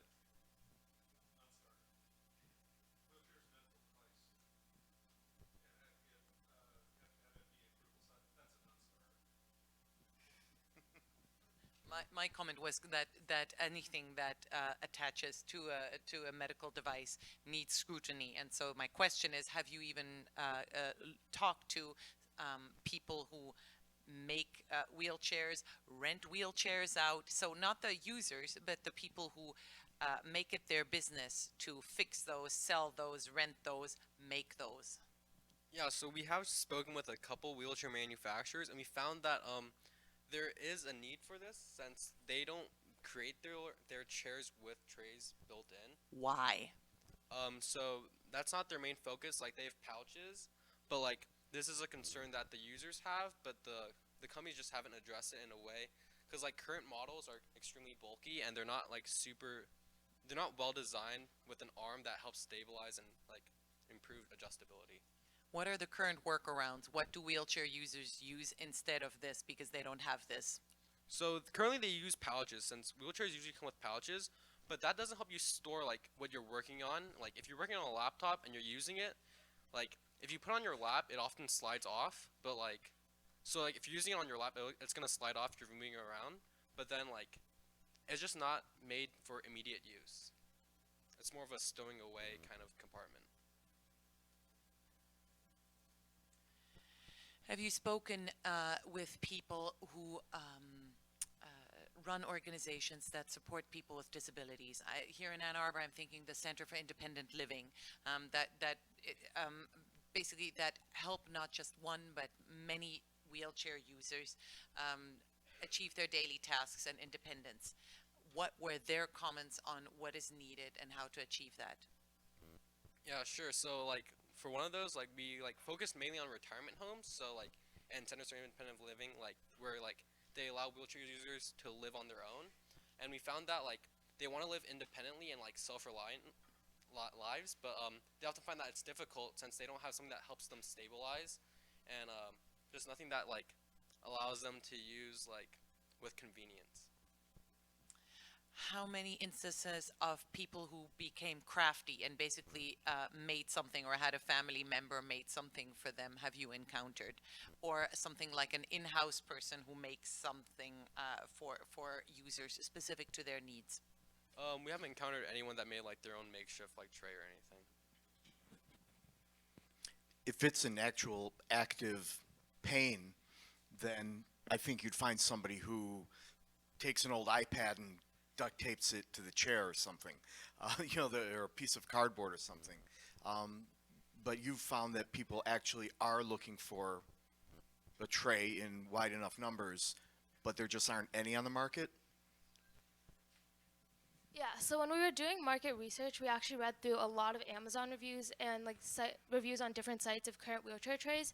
So from that, we compiled like a list of like top factors, and we found that many of the trays right now, they're really good at being durable and holding things, but they're very constraining and bulky, and they're hard to like move around because it is heavy already. So it's hard to wheel it around throughout the day with that extra load on. And that's time. Thank you, guys.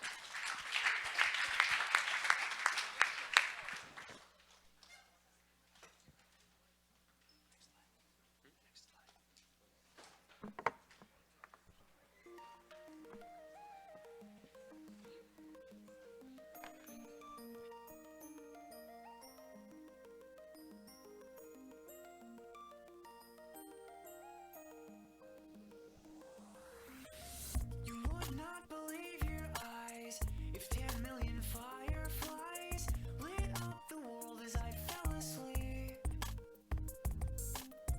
'Cause they fill the open air and leave teardrops everywhere. You'd think me rude, but I would just stand and stare. I'd like to make myself believe that planet Earth turns slowly. It's hard to say that I'd rather stay awake when I'm asleep, 'cause everything is never as it seems.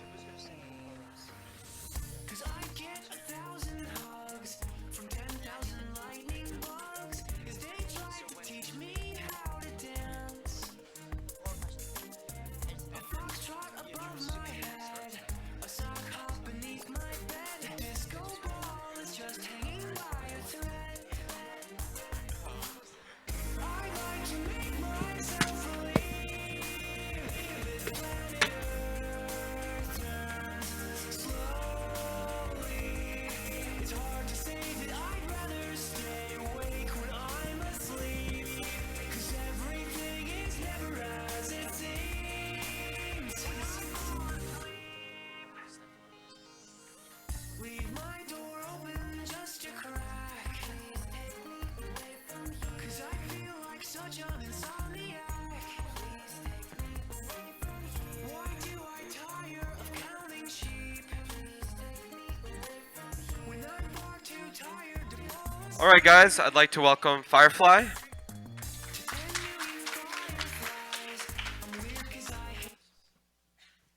Hi, we're Firefly, and we aim to enhance your living experience through automation. So, meet Carson. He's a 30-year-old individual who's unmarried, and he makes around $150K annually. He's super tech savvy, and he owns a smart lighting system. However, he's extremely frustrated with the amount of manual manipulation that his smart lighting system needs. For example, he needs to set the different brightnesses, he needs to set the different scheduling times, and he really wants to create a fully automated home. He's also concerned about his social image, as he wants to show these features off to his friends. There are 10,000 people just like Carson who make up our sizable market size. serviceable market size. And there are 19 million Americans who own smart lights that could be potential Firefly customers who make up our addressable market size. These numbers will only increase throughout the following years because the smart light market is increasing. And this brings us to Team Firefly. Team Firefly, 4 individuals who are ready to make a difference. Hi, my name is Angel Moray, and I am in charge of branding and sales. Hi everyone, I am Can Bosnalı and I am in charge of technology and operations. My name is Marco, and I'm in charge of strategy and finance. I'm Samek, and I'm in charge of marketing and design. Well, our solution is a smart home product which is capable of changing, adjusting your light automatically without a manual adjustment from you, and this works on sensors, light sensors. The only thing you need to do is turn on your device, and it's really easy. You need to press the button, turn on, and it will automatically connect your smart bulbs. After connected, you can use the buttons to change the light. Okay. And let us show you how it works. When the external light sources change, our device will understand this through its sensors, and it will change our connected lights to have always the same brightness on your table. And so the black line represents the external light source, and this right here is connected to our product. As you can see, as the light source changes, it'll automatically adjust.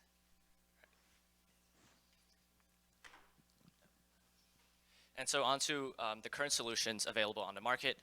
There are manual lighting controls such as switches and dimmers, which you can get at Home Depot and other home improvement stores. And there are also smart lighting control systems such provided by Philips, Samsung, and other similar product lines. And there are also smart home service providers such as Xfinity and Verizon providing smart home solutions on a larger scale. However, and we're measuring our competition by the level of automation and also perceived trendiness. And both of these aspects Firefly will excel at. And moving on to our financials, the cost of making 1 unit of our product is around $10, and we will be pricing it at $30. And the first year, we hope to obtain around 60 customers and selling 1 to 2 units per customer. So now on to traction. So how we plan on getting traction, so first through customer acquisition, is we will be directly selling our product to different lighting expos and trade shows in order to get like a direct selling component. And then we'll also be using a concept video and posting that to various forums and blogs, and that will be funneling customers to our main online landing page. We also have to still test user testing, or still get user testing. So we'll be pre-selling our product to different potential customers, and we'll also be having focus group testing in our local areas. Looking to the future, we plan to have our MVP done by the end of August and start user testing. We plan to start selling our product in the start of 2020 and continuously iterating and updating our product throughout the year. Thank you so much. We're Team Firefly, and we make your smart lights smarter.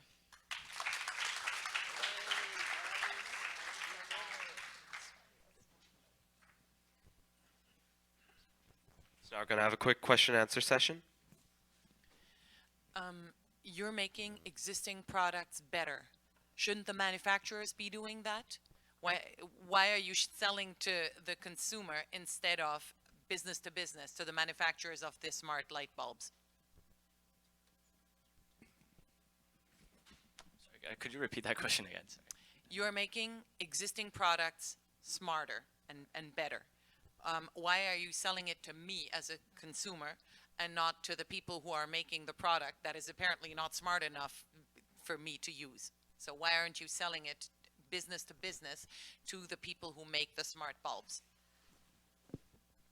I think the reason being there's a lot of different sort of types of customer who uses, purchases smart lighting systems, and it's like some of them only have maybe a few, 1 or 2 light bulbs, and some other are more early adopters of sort of buying a lot more, and so I guess we're not targeting all the people who are purchasing smart lights, and only the particular type who have them, and so we're selling directly to those customers.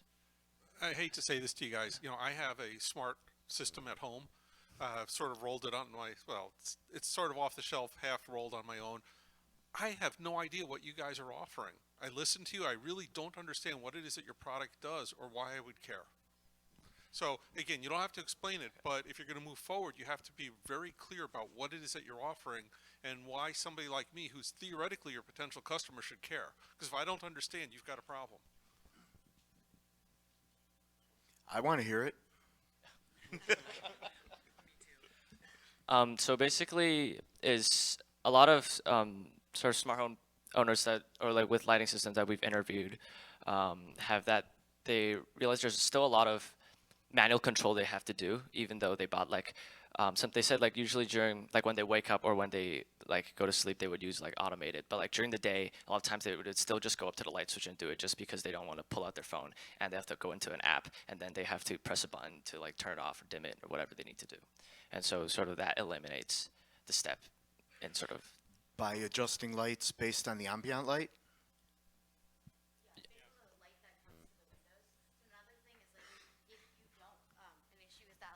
You would have to schedule your lights all the time, and let's say based on like daylight saving time, or like it's a cloudy day, it wouldn't automatically adjust. You'd have to schedule it. But with our product, it would be able to like look at like, oh, it's super sunny today, let's dim the lights, or oh, it's really cloudy, like let's brighten the lights up. So it's Nest for My Lights? Yes. And by means of the device that you just put on the table, that is the thing that measures the ambient light? Yeah, so this sensor would be able to measure the light that's coming through the window, and then it would adjust your lights. And but if you want, let's say you're having a guest over and you want it to be a little brighter, you can brighten it up, or you can lessen the brightening, and it won't affect your scheduling. So I don't need to pull my cell phone out because I have something that has a button to turn things on or off in the device, and the device on top of that measures ambient light. So it's to stay within Nest analogy, it is my thermostat as well as my turn on off button. Exactly. But also it goes with your schedule, because I don't want my lights on all night when there's no ambient light. Right. So yeah, it would go with your schedule, but then what you can do is set a average lumens that you want throughout the day, and so we'll be able to conduct that. And as Gian was saying earlier, all you have to do is like adjust the like average lighting you want, and it will continue to be that brightness. And then the whole point of our product is that you can forget about it and not have to worry about your lights ever. I'd start with that. So if I'm your potential customer, right? I have just spent a whole bunch of money on smart lights, and now, in order for me to want to buy this, I have to admit that I'm too dumb or too busy to actually use them as the manufacturer gives them to me.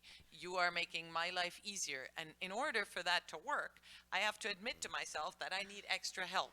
How are you selling that to me? How are you selling to me that I'm either too dumb or too lazy? like yeah, so a lot of customers that we interviewed is they are constantly wanting to automate their home more. It's sort of like they're like sort of like the early, like they would call themselves the early adopters for like smart home line of products, and they're constantly looking for new ways to sort of improve their living, like their like environment, and sort of like trying to automate it as much as they can. Use the mic.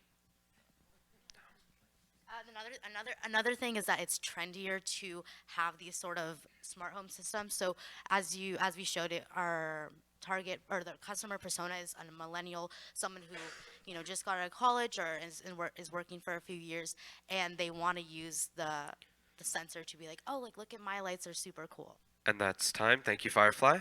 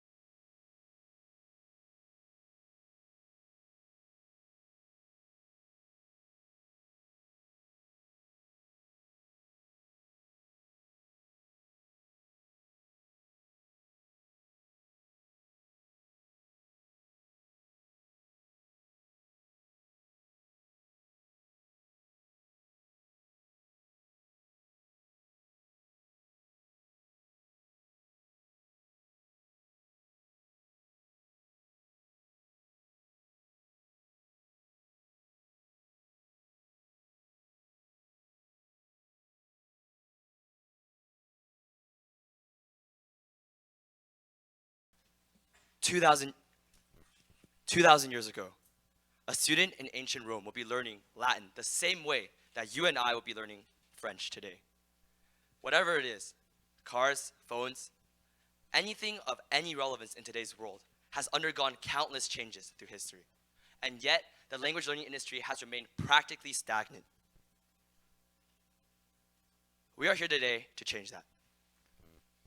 Okay, so meet Jenny. She loves traveling, food, and photography. She recently graduated from Cornell University and she's planning to study abroad in Japan in order to pursue her dream of computer science. Unfortunately, in order to do so, she must pass a bar exam, which is incredibly difficult, and studying for that is time-consuming and pricey. In addition, she needs to be able to converse with locals casually when she gets there. So she's tried several solutions, but none of them seem to work for her. And she's not alone in that. 53% of the people that we interviewed also felt like the current solutions were not good enough for them. And 50% needed to converse casually with locals when they were traveling to other countries. 44% felt that repetition was important, but they weren't understanding it. And 38% wanted to connect to their daily lives. So, therefore, we have Taco.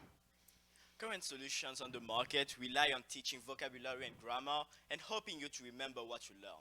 Taco takes a completely different approach to language learning. Let me take you to a typical use example.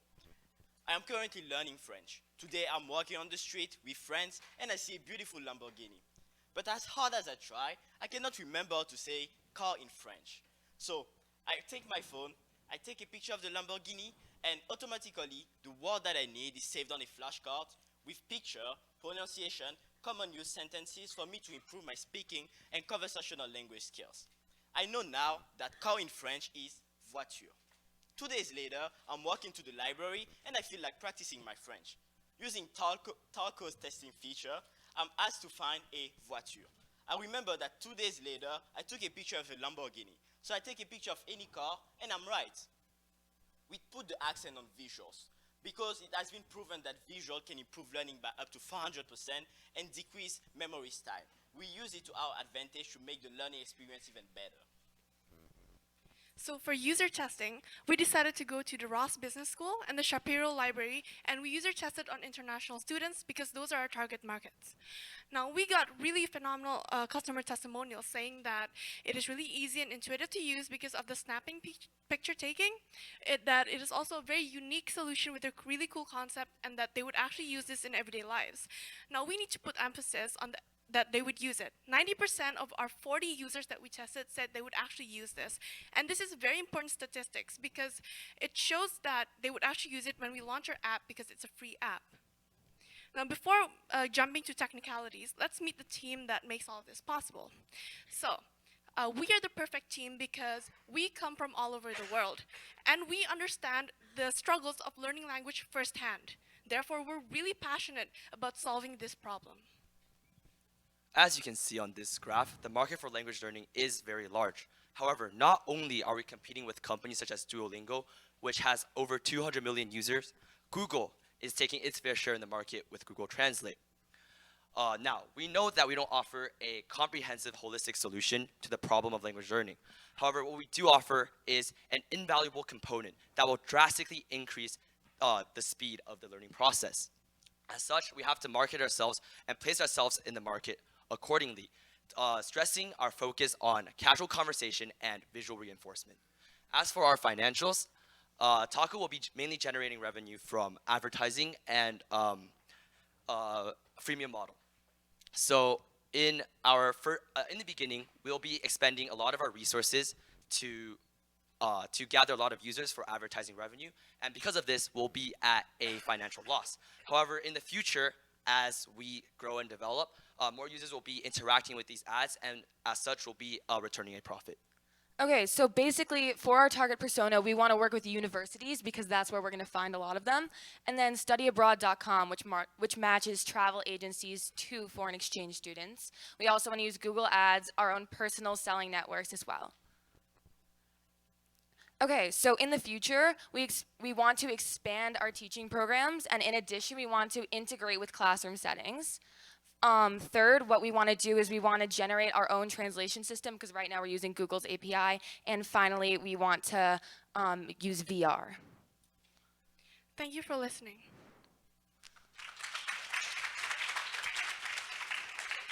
Right, 5 minutes for questions.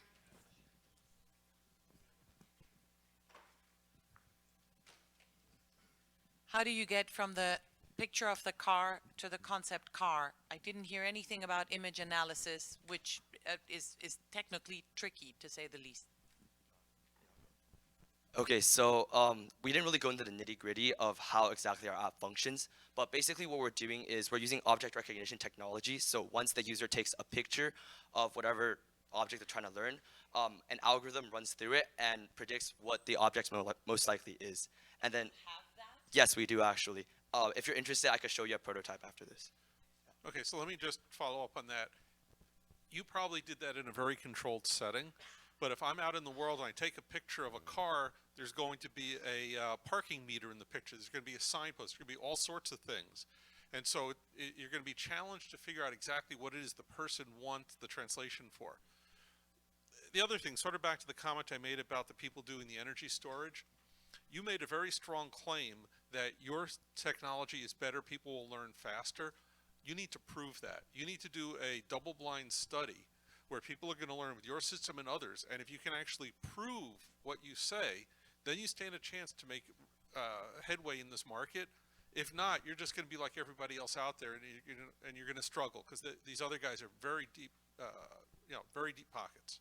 Okay, so to answer the second question, or the second comment first, yes, that's definitely correct. We're going to have to do a lot more testing, a lot more experimentation to figure out whether we actually have a superior model.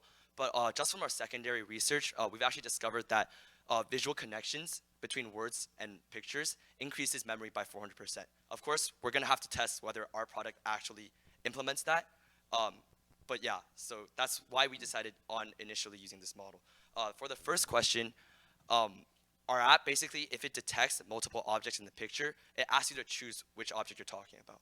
So then that way, if you were taking a picture of a car, then you'll be able to choose car. Whereas if it was a parking meter, then you would choose a parking meter. And then your app isn't a standalone learning program, right?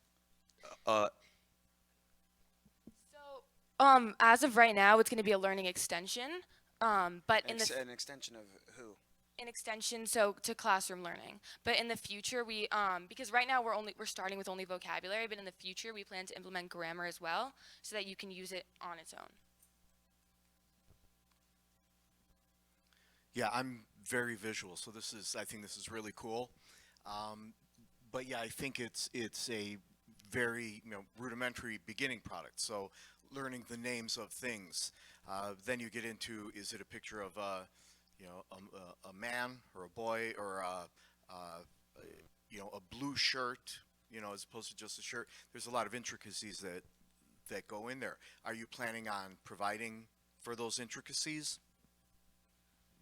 So right now, the object recognition technology that we use is outsourced from Google. So they've already trained their AI to recognize millions, maybe even billions of images. So in the future, of course, we're definitely going to try to improve on this technology by insourcing our own AI. But as of right now, even with just Google, it's fairly accurate. Like what you said, Google, the object recognition API can actually detect the difference between a man and a boy. Yeah. Does using that Google API cost money? For a certain limited amount of users, no. But as you scale up and more users use your platform, yes, you do have to pay a certain amount for every request. Okay. Just one other comment. Machine translation is notoriously horrifically bad. Yes. So, I can go onto Google, I can type a word in English, it'll give me a French translation that I know is wrong. And now you're putting in a picture which is sort of 1 degree removed from the word. So there's going to be ambiguity there, which you're going to have to figure out how to deal with. Definitely, yeah. That's something that we're working on right now. Yeah, so since we're starting with Google's API, I mean, we know it's already not the most accurate, but eventually what we want to do is we want to take our own and we want to create our own that's going to be more accurate than Google's. How do the other guys make money? How does Duolingo make money? How do the other competitors make money? Is your model similar or different? Our model is definitely different because Duolingo does a subscription fee. Google Translate isn't a paid service because Google, they have a lot going on with ads and stuff, obviously. But yeah, ours is definitely going to be different because a possible model that we were considering was you have a certain amount of items on a vocabulary list, and in order to get more, you have to pay. Yeah. That And oh, yeah. and that's time. Thank you, Taco.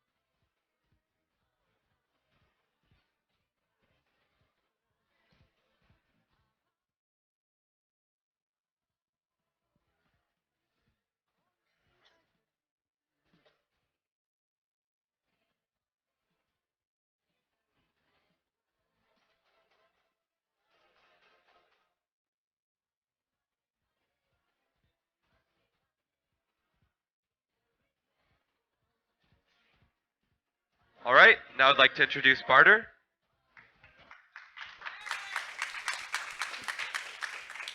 Hi, we're Barter. A bigger bang for your different bucks. I'm I'm Um, Josh. I'm Linda. And I'm Brandon. So our team comes from international backgrounds, and we all have experience traveling around the world. So a common delight we all have experienced is not knowing where to find things or how much we are willing to pay.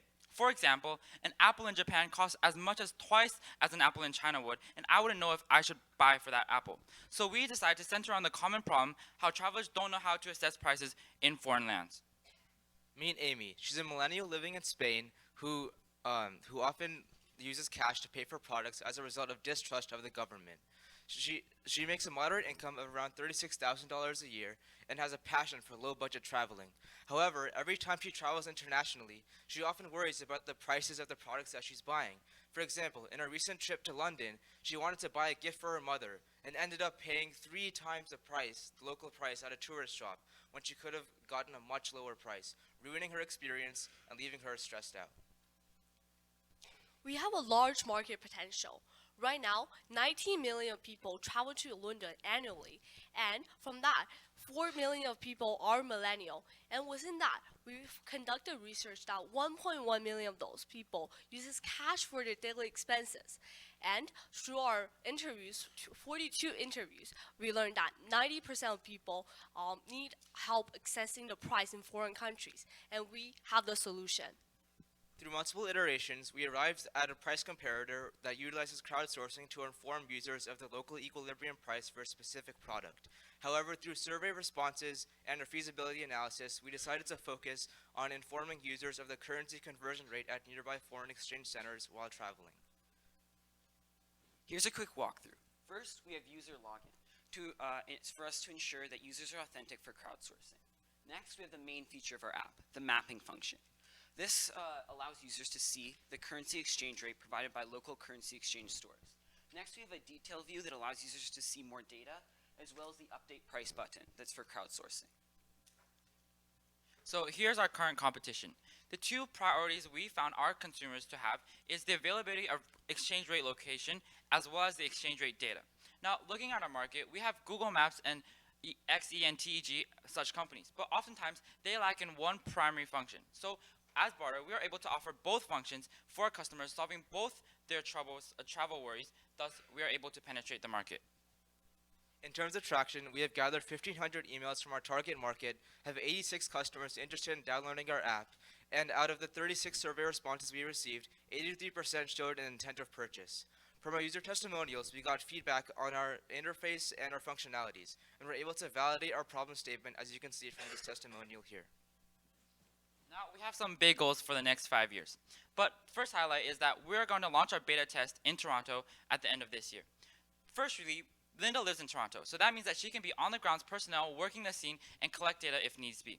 Also, Toronto is a really big city, and we think it has ample amounts of data for us to conduct our research. But secondly, we plan to launch our official product in London at the end of 2020. This is because of 3 reasons. Firstly, London is one of the most traveled to city by foreigners annually. Secondly, it is a place where cash is still king, so that means a majority of people still use cash and coins to exchange. And thirdly, we think that it's an English-speaking country, so we don't have to overcome any language barrier. Lastly, another highlight I would also like to point out is that we plan to reach 2.5 thousand users at the end of 2021, because that way we will ensure that we have a good crowdsourcing functionality that is integrated into our system. We will start to transform into marketing at large tourist locations to ensure that will happen. Right now, we have 2 main ways of generating revenue. First is by sponsor ad and banner ads, and secondly, we're planning to partnership with local exchange rate store. It's a win-win situation for both parties, since we're bringing them more traction and more customers. And for exchange, our users get a little discount when they exchange money. And us, we take a little portion of that as our revenue source. And here's our revenue projection. Unlike other teams, we don't have a hockey stick.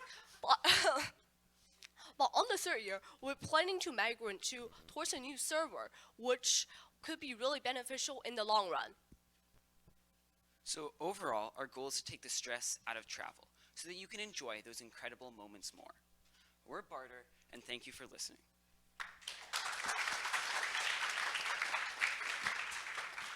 Five minutes for questions and answers. 6 characters for you. xe.com. That's all you need to know. Can you please elaborate on that? xe.com has the official exchange rates for every currency to every currency in the world. When I travel, if I care, I look there, I see the official rate, I see the local rate. If it's more than a few % off, I go elsewhere. It's as simple as that. Your first idea was actually interesting. And then you talked about exchange centers, and I got totally bored. Okay, so there's 2 main reasons that we chose exchange centers. One reason is simply feasibility, and that we can't get all the data for all the products in these foreign countries. That's why it's interesting. Yeah. And also, we also chose exchange rate stores as we did a survey, and we found that it was actually what people wanted the most. I also have a quick story. So when I was in London traveling, I was going to exchange $400, and I was going to get like 300 pounds. So we were about to do the transaction, and then I thought, why don't we go look around the block and see if we can find an exchange rate store that offers a better exchange rate. So we walked around the corner, and instead of getting 300 pounds, we got 350 pounds.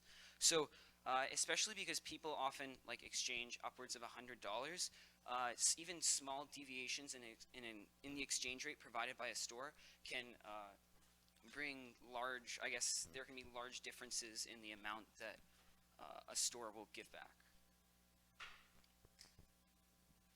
People are going increasingly cashless. What's your answer to that? What's your next step? Yeah. So obviously, people are moving towards credit cards and online payment. But what we found was that people in lower incomes were not transitioning nearly as fast, simply because they don't have the credit.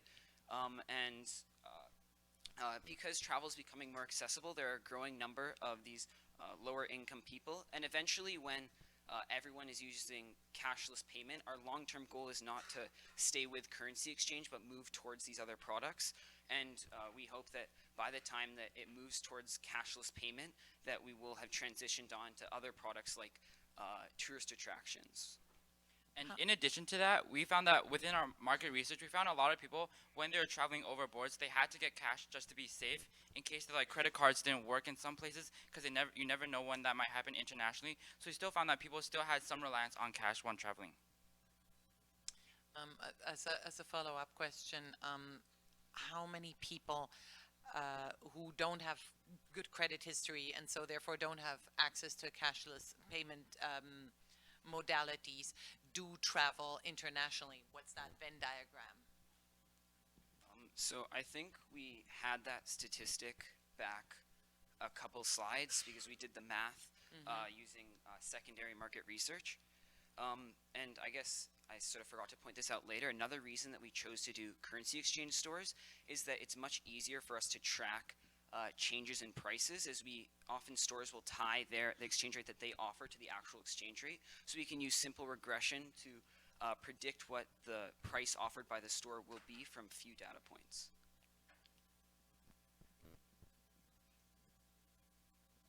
If nobody else has a question, I'm just going to say it's great you have numbers on a slide and sources. I totally appreciate sources, but if I look at the slide like that, I sure don't remember what you said with it.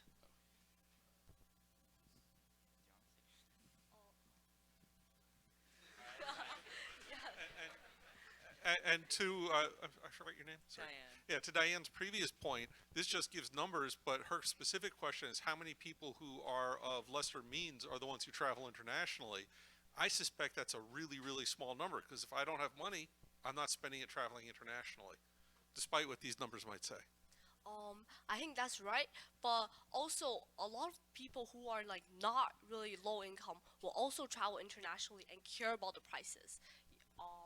Because it just makes them feel happy and not being scammed due to you can save some more money and just because you know our app and the service.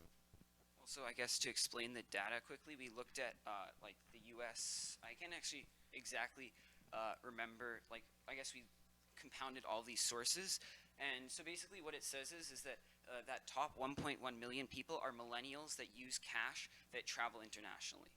So that's the number that we get for that 1.1 million. And that's travel to London every year, according to our calculations. And that's time. Thank you, team.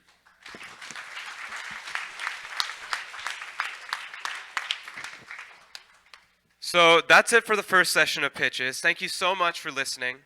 We're going to have dinner now. It's going to be in the hallway outside to the left here, or for you guys right.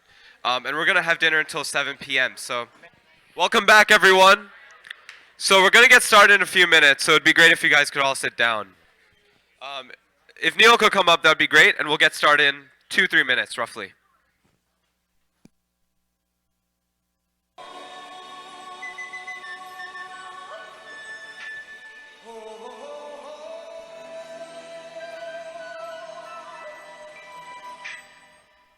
Everybody was kung fu fighting. Those kids were fast as lightning. In fact, it was a little bit frightening. But they fought with expert timing. There were funky Chinamen from funky Chinatown. They were chopping them up. They were chopping them down. It's an ancient Chinese art, and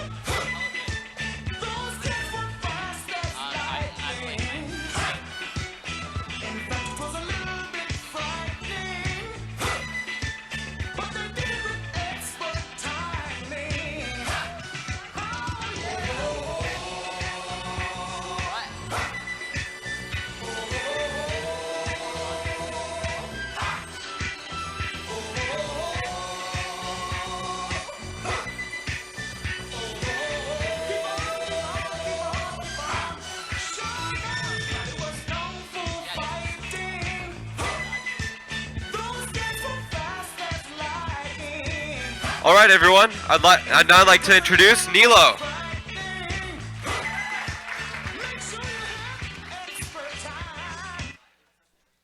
大家好，我的名字是谢梦春，和我今年17岁。我很荣幸能够来到 LaunchX. I'm fluent in Mandarin, but only because I was exposed to it at such an early age. In fact, research has already proven that the earlier you're exposed to a new language, the better chance you have of retaining it. However, kids don't like learning. We find it boring and burdensome. That's why here at Nilo, our mission is to create a fun, interactive, and engaging way for kids to learn new languages. Folks, Candice Wong has a problem. She's American-born Chinese, so she speaks English at home, but wants her 5-year-old son Charlie to learn how to speak Mandarin as well. Charlie's previously been to Mandarin school, but it's either too expensive or just not engaging. She's looking for a fun, at-home solution to teach Charlie how to speak Mandarin. Everyone meet Pan Pan, a fluffy panda that speaks Mandarin. Pan Pan holds a variety of features. A language professor at University of Michigan advised that learning languages requires 2 languages. Thus, Pan Pan speaks both English and Mandarin. In addition, parents believe strongly that auditory features are very important in a language learning tool. Thus, Pan Pan can sing and read stories. In addition, Pan Pan also has a variety of lessons that use a repeat after me format and allows users to learn colloquial phrases and basic words. So here's how it works. First, Pan Pan arrives at Charlie's doorstep and meets Charlie, a 5-year-old boy. Pan Pan quickly becomes Charlie's favorite learning companion. And after just a couple hours of play, Charlie is beginning to learn Mandarin. Once Charlie is done learning the pre-downloaded lessons, songs, and books, Charlie's parents are able to download new lessons, songs, and books onto Pan Pan by plugging him into a laptop. Using SRS, or Spaced Repetition Learning Systems, a scientifically proven method of teaching language, Charlie is able to quickly catch on to the language and become quite conversational in just a couple months. All in all, we were able to conduct user testing on 34 separate children between the ages of 4 to 7 in Ann Arbor. By placing a video and a lesson audio behind the plush panda, we then proceeded to ask 4 questions regarding the lesson's content. 80% of the users were able to answer 3 or 4 questions correctly, thus proving that Pan Pan is in fact an effective language learning tool. Some customer testimonials through our user testing revealed the burning need for a product such as Pan Pan. One parent remarked that learning through Pan Pan was untraditional but effective. Another parent said that they would buy the toy just in itself, and she saw no reason why she wouldn't buy it for her daughter. All in all, most of our customer testimonials loved our concept, a toy which could teach. In terms of traction, within the past 4 weeks here at LaunchX, we sent over 100 emails to potential customers and received 23 intents of purchase. But most importantly, we actually secured our first partnership with a well-established company called Pandy and Mandy. Pandy and Mandy brings well-developed Mandarin curriculums to English-speaking schools. In the past 5 years alone, they've generated over $500,000 in revenue. In fact, in the next 2 years, they're planning on releasing their first TV show on CCTV. Now it's time for you to meet our team. My name is Alex In, and I'm in charge of strategy and finance. I'm Chris Samtani, and I'm in charge of technology and operations. I'm Kyler Wong, and I'm sales and marketing. I'm Allison Zhang, and I'm in charge of branding and design. We're the perfect team for this project because we all hated Chinese school. Especially me. So we're looking at several different ways of reaching our customers. First, we're looking at partnering with YouTube channels like Ryan Reviews Toys, which has 20 million subscribers. We're also looking at directly selling to parents and kids at Chinese cultural events, such as Chinese New Year festivals. Finally, we're looking at partnering with Chinese language centers such as Confucius Institute, which has 90 locations in the United States. The 2 main criteria upon which we evaluate our product is its educational potential and its child engagement. Our 2 main competitors are Duolingo and the Leapfrog Violet. However, while Duolingo might be very effective in its educational aspect, it isn't very interactive, whereas the Leapfrog Violet is interactive, but isn't as educational. On the other hand, Pan Pan brings you the best of both worlds, being very educational and also being an enjoyable toy to play with. In terms of in terms of our finances at growth, each pan pan costs around $25 to manufacture, so we're going to sell them for $75, giving us a gross profit of $50 per unit. Of course, the cost of goods sold is going to decrease as we outsource our manufacturing process overseas to Chinese companies such as Alibaba. The Chinese market is growing rapidly, and the demand to learn Chinese is bigger than ever. That's why we believe that now is our time. Now we should introduce our company, Nilo, your fluffy language companion.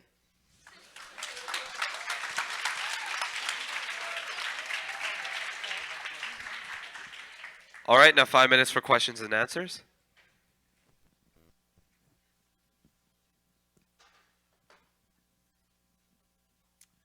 How difficult is it to imitate this product?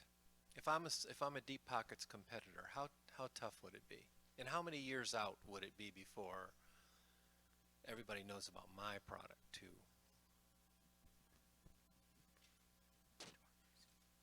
Well, I think our biggest differentiation is that the Chinese learning market itself right now is like really immature.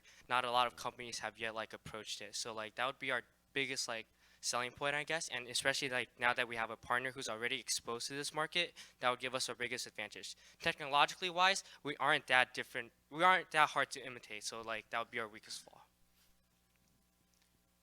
Following up on that, if technology is not what differentiates you that much, it has to be the way you sell, it has to be your marketing. Tell us a little bit more on how you're going to achieve scale fast.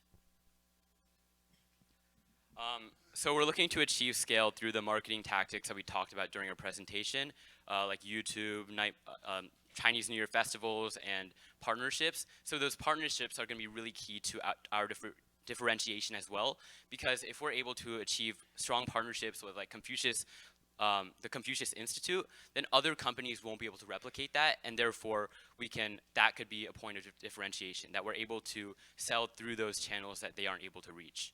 What's in it for the Confucius Institute? Why would the partners that you're talking about partner with you and not with any other toy manufacturer or other language learning app? Duolingo probably would pay them a lot of money to partner with them. What makes you different and special? Why would Confucius want to partner with you?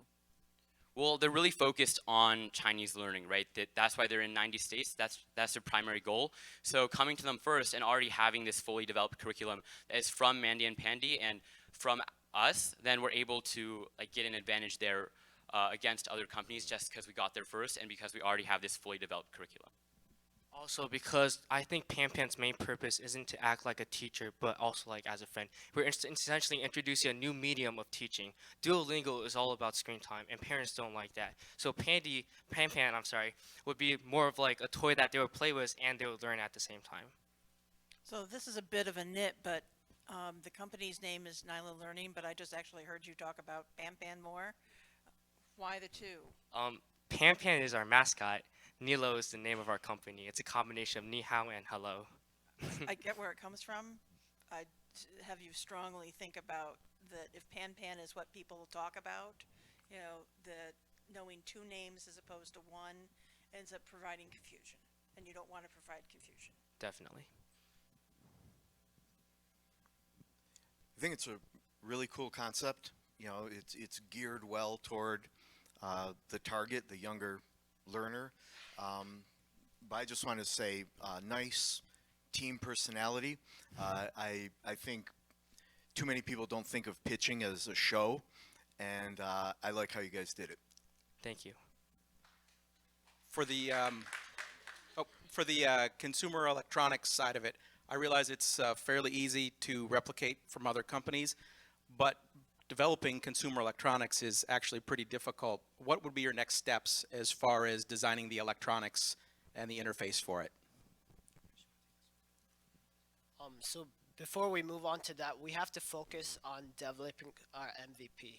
And some features we were looking to incorporate were to make it like a toy which can speak pre-recorded lessons and have it start and stop speaking at times with which the child wishes. So once we can accomplish that, then because neither of us are too experienced on the technology side of things, we were looking on outsourcing it to different manufacturers and having them really cover up for these side of things. So.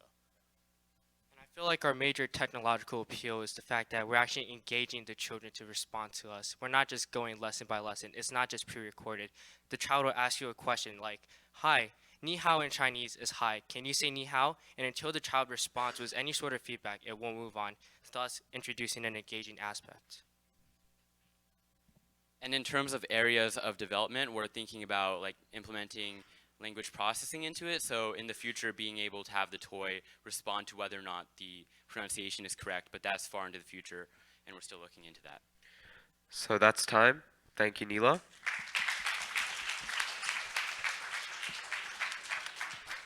We're going to take 2 minutes for the panelists to type up notes.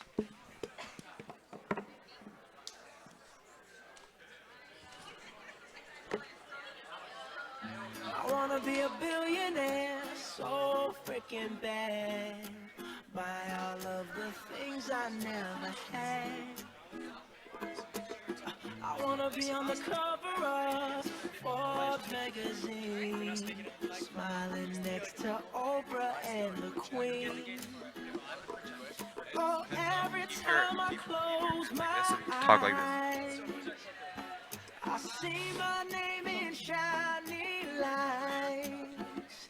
Yeah, a different city every night. Oh, I swear the world better prepare for when I'm a billionaire. Yeah, I would have a show like Oprah. I would be the host of Everyday Christmas. Give Trappy a wish list. I'd probably pull an Angelina and Brad Pitt and adopt a bunch of babies that ain't never had. Give away a few Mercedes like, here lady, have this. And last but not least, grant somebody their last wish. It's been a couple months that I've been single, so you can call me Travis Claus, minus the ho-ho. Get it? I probably visit with Katrina here and sure do a lot more than FEMA did. Yeah, can't forget about me, stupid. Everywhere I go, I'ma have my own theme music. Every time I close my eyes, What you see, bro? I see my name in shiny lights. Oh, yeah, a different city every night. Oh, I swear the world better prepare for when I'm a billionaire. When I'm a billionaire. I be playing basketball with the president, dunking on his delegates. Then I compliment him on his political etiquette. Toss a couple million in the air just for the heck of it. But keep All right, my guys. 20s I'd like to introduce Storekeeper.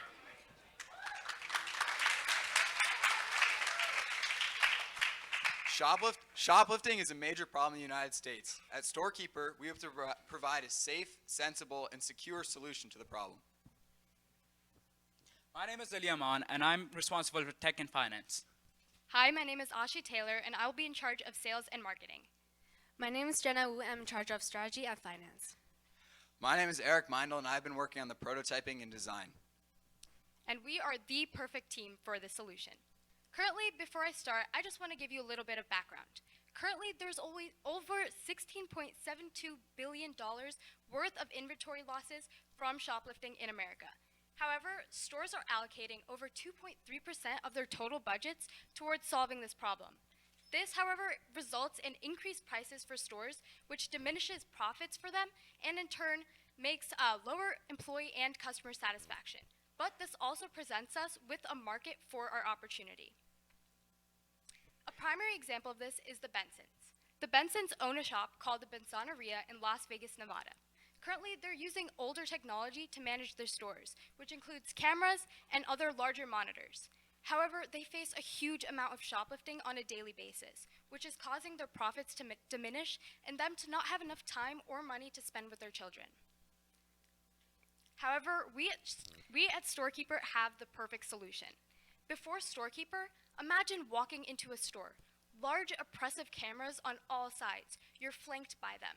Flanked by large monitors by the doors, overwhelming you. It seems more like a prison than a customer-friendly environment.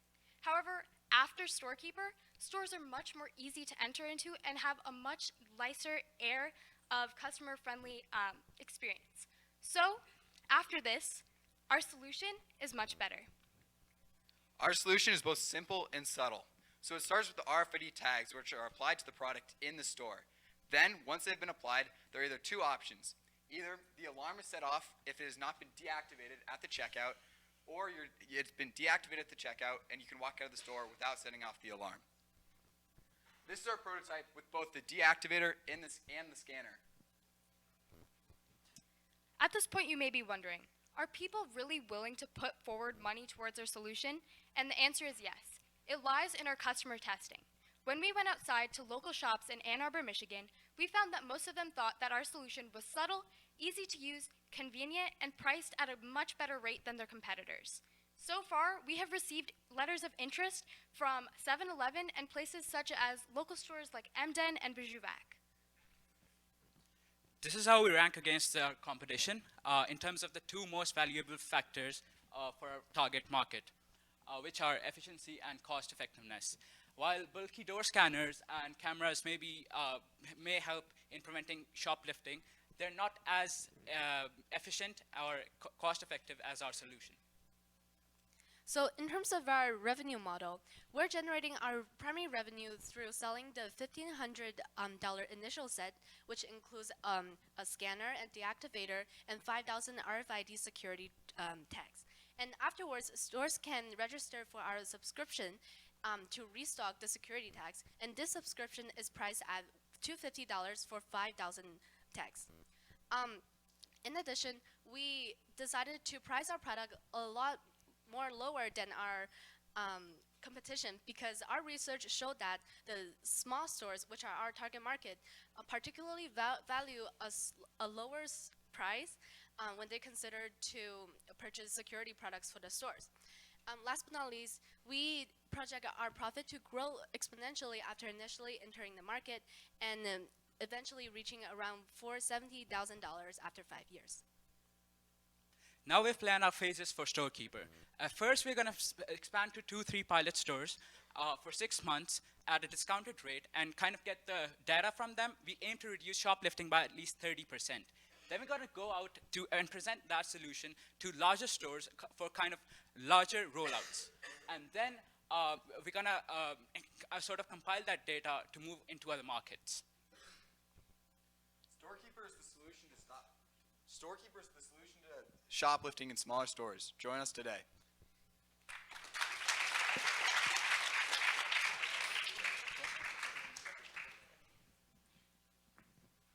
All right, now 5 minutes for questions and answers. Okay, I'm a little confused because these systems exist, they're out in the world, they go off all the time. So what you guys really need to focus on is defining your unique value proposition, and I'll give you a hint, it cannot be your price. Because whatever price you think you can sell for, the people who are out there and established can sell for less. So you have to really figure out what it is that you're doing that's unique, that's going to offer value, because that's the only way you're going to be able to move forward with this. Right. So first of all, we're targeting these smaller stores, these smaller businesses that don't have these security systems in place, which is why we're going for the smaller price than these bigger manufacturers.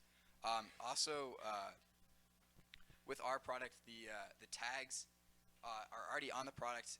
Can you repeat the second part of your question? There was no question. It was just a comment that you have to really work to define your value proposition because it's a very crowded market. There's solutions. Matter of fact, a lot of products come from the manufacturers with the RFID tags already in the product. So again, you really need to understand this marketplace and the solutions out there to try to differentiate what you're doing. Adding on to that point, I just want to say our target market is the smaller stores that don't use this technology. And our value to them is that we're providing a more efficient way of them reducing shoplifting in their stores because they're not going to go and invest in the larger things that they don't need, like larger, bulkier magnetic strips or the big monitor systems. So that's our value proposition to that specific target market. So you're practically an aggregator, right? You buy existing products and you install them bring them to the small stores. That means that your margins very much depend on the price at which you acquire these things. You buy stuff, right? So you are dependent on the price at which you can buy that stuff. How do you project those prices to change in the future, and how will that affect your business? We have some pretty decent margins between the price that we're buying our goods at and the price that we're selling them at. But we don't expect the prices to fluctuate to a point where they're going to exceed the amount that we're charging them at. So we are going to be at least making a little bit of profit from this. And if need be, we will be raising the price by fractional points, which is still putting us below the competitors who are priced much higher.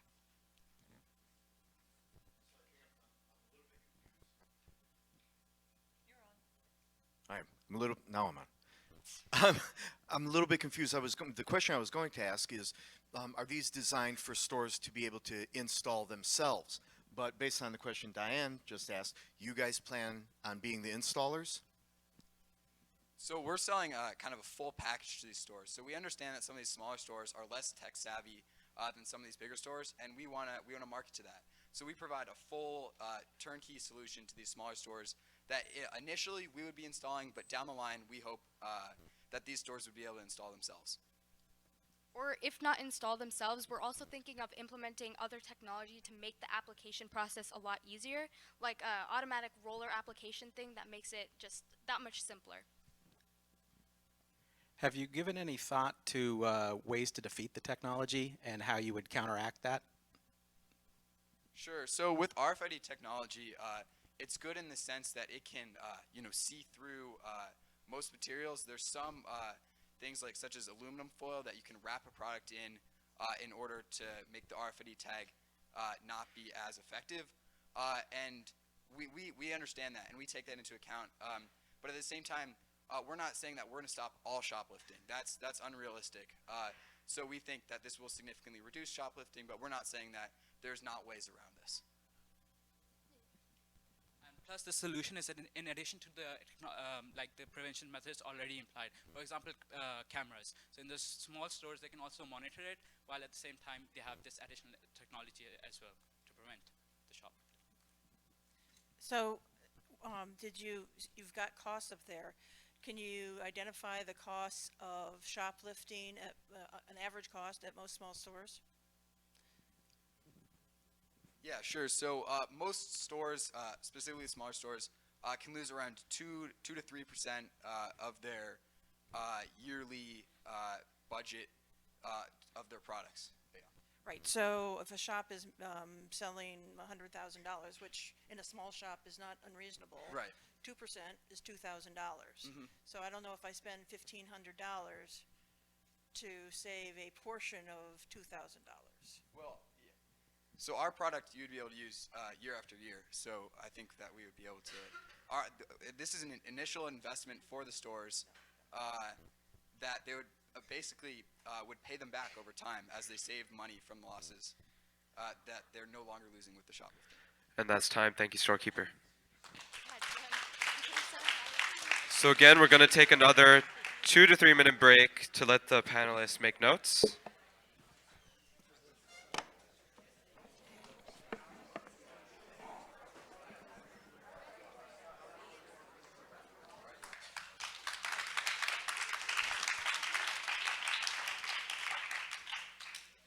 Good evening, ladies and gentlemen. We are nearby. While we were conducting our primary market research, we contacted real estate agent Henry, who recounted a very interesting story regarding helping Lauren relocate. Lauren received a job offer in San Francisco, but was very confused as to which neighborhood to specifically move into since she was hoping to finally settle in. At the same time, Henry wasn't much help either.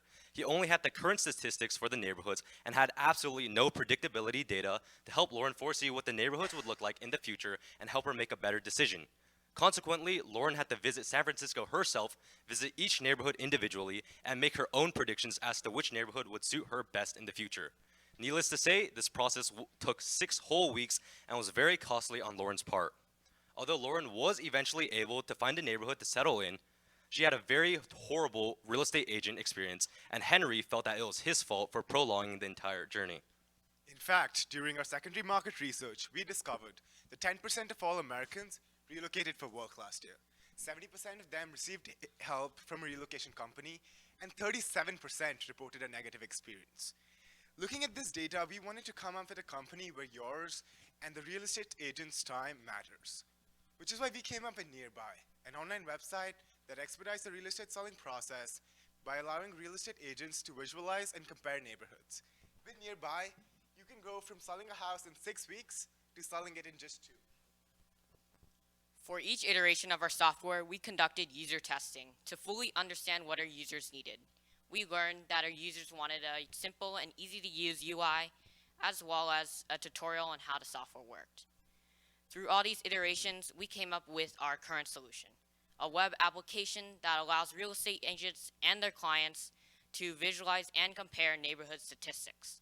By hovering over the top left corner, you can select and deselect factors you consider when choosing a neighborhood. Users can then sort how much they prioritize each factor, and then predict data by moving the slider at the bottom. While looking at our competition landscape, we determined that the two most important factors would be the credibility of our predictability data and the ease of neighborhood comparability. While focusing on these two specific factors, we realized that real estate listing websites such as Zillow, Trulia, and Redfin would be our biggest competitors. However, there still remains a huge white space of opportunity, and that is where we Nearby step in. With our mathematical regression model, we ensure that our predictions are very credible, and with our color-coded map, we ensure that neighborhoods are very easy to compare. For our service, we decided to use a pricing model of $100 for 6 hours of use, or $100 for the first 10 detailed reports generated for 10 cities. We decided to settle on this model in order to ensure that real estate agents could generate enough reports for their clients while also not being able to abuse our website and generate infinite amounts of reports. For our marketing strategy and customer acquisition, we came up with a four-tiered marketing plan.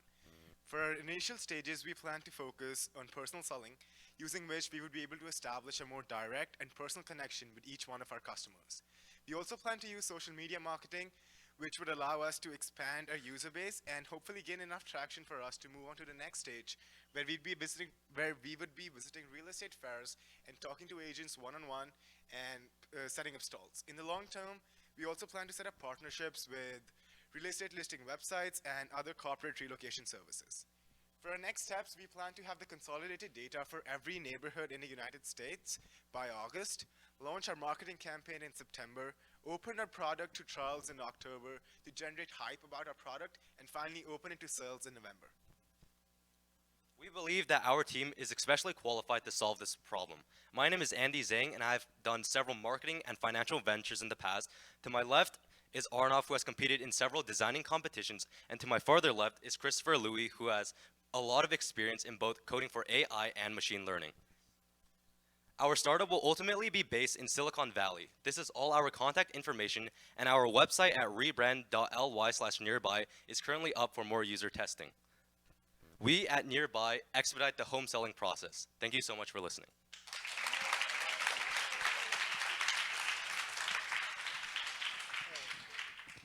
All right, 5 minutes for questions and answers. I think you're wrong. I think you expedite the home buying process, not the home selling process. They're two very different things. So be careful about that. Okay, because when I'm selling my home, I don't care what the future is at my home. I care about the future is where I'm buying. So watch your words. It matters. Sorry. If you want to make a comment. Yeah, so we wanted to specifically hone in on real estate agents, not necessarily the end consumers. So because we're focusing on real estate agents, and real estate agents really only care about expediting the sales, that's why we decided to phrase it that way.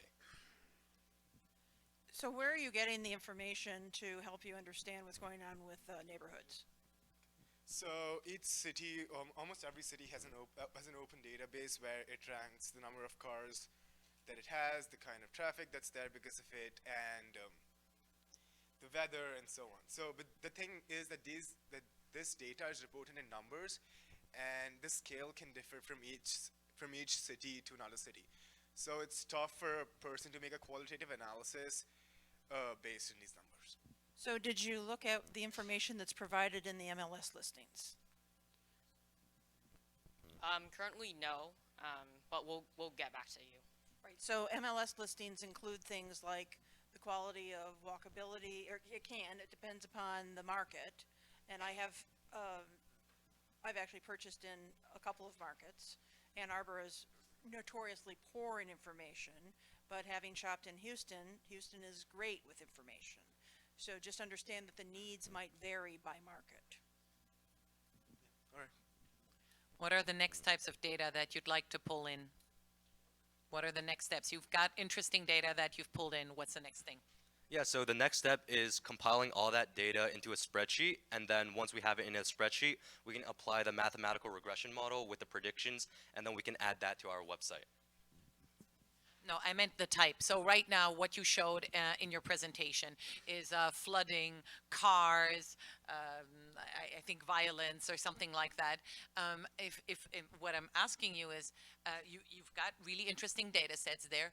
What else would you like to know about a neighborhood? If you could get your hands on a data set, what is the next data set? Basically, 5 years from now, you have been wildly successful. What are the other features that will be in your product?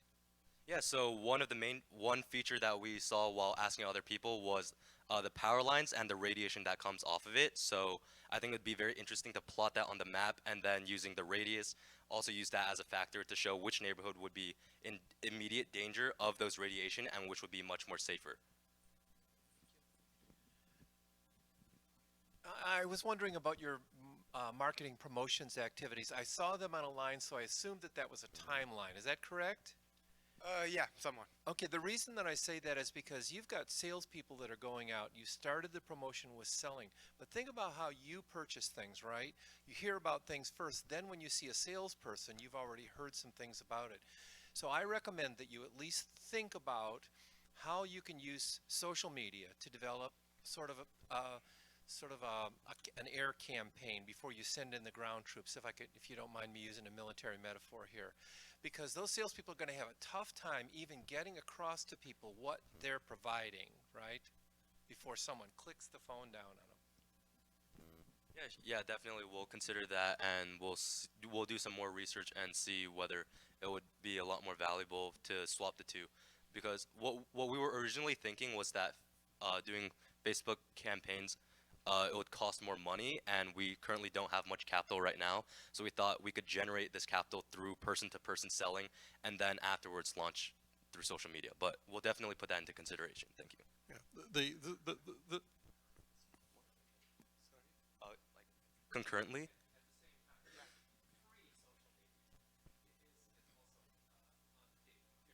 Okay. Okay. Yeah, the big question that you really need to address is, you're talking about a regression analysis. What belief is there that what's happened in the past is going to predict what happens in the future? So you're going to have to do retrospective studies because there are going to be external factors which are going to impact this, and those aren't going to be in your model. So that's going to be something really tough to overcome. So it's a two-tiered model. One is basic mathematical regression, and the second part also involves crowdsourcing. So if some new school suddenly comes up, our mathematical models won't anticipate that, but since people want their neighborhoods to rank better, they would come out and notify us about that, and then we'd pick that up on our algorithms. And that's time. Thank you, team. So another 2 to 3 minutes as we let the panelists make notes.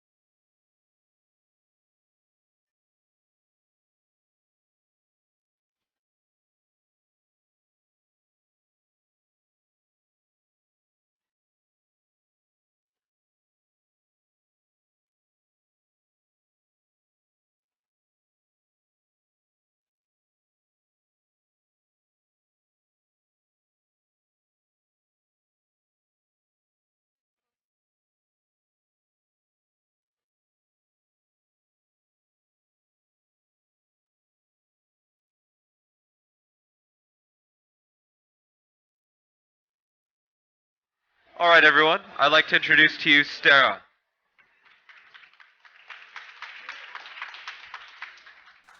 Hello, we are Stara, and we create games to make the world healthy. Meet Akil. Akil is a gamer and an avid fan of Pokemon Go and Super Smash Bros. Akil, what is the biggest problem in your life? Well, I know I should exercise more than I do now, and I've downloaded a bunch of apps that are supposed to help me work out, but none of them are really engaging, and I just prefer to play video games over working out because it's just more fun. So if I'm right, you want to work out, but you don't feel the motivation to do so. That's pretty much it. Well, Akil, we have the perfect solution for you. Our video game allows you to exercise without even realizing it. Introducing Outage, the world's first fitnessified mobile game. So if you could all please close your eyes for a minute and imagine a world where everything has been destroyed. Civilization is on the edge of collapse, many species are extinct, and most humans have died. How did this all happen? In 2050, the world faced a massive food crisis, and the following year, a war started. Once it was all over, you were part of the lucky ones who survived. Now, how are you going to rebuild this world? So you can open your eyes now. I'm going to talk about the game. So, run in the real world to move in the game. You need to find items, collect them, and bring them back to where you live. Then, use those resources to build a shelter, a house, maybe even a building. And finally, you can choose to collaborate with other people or fight against them. So here's a demonstration of our product. So Sahaja and I are both trying to get food. I start sprinting toward the food can, and Sahaja's too tired to run. Therefore, I get there first, receive 10 points, and some food.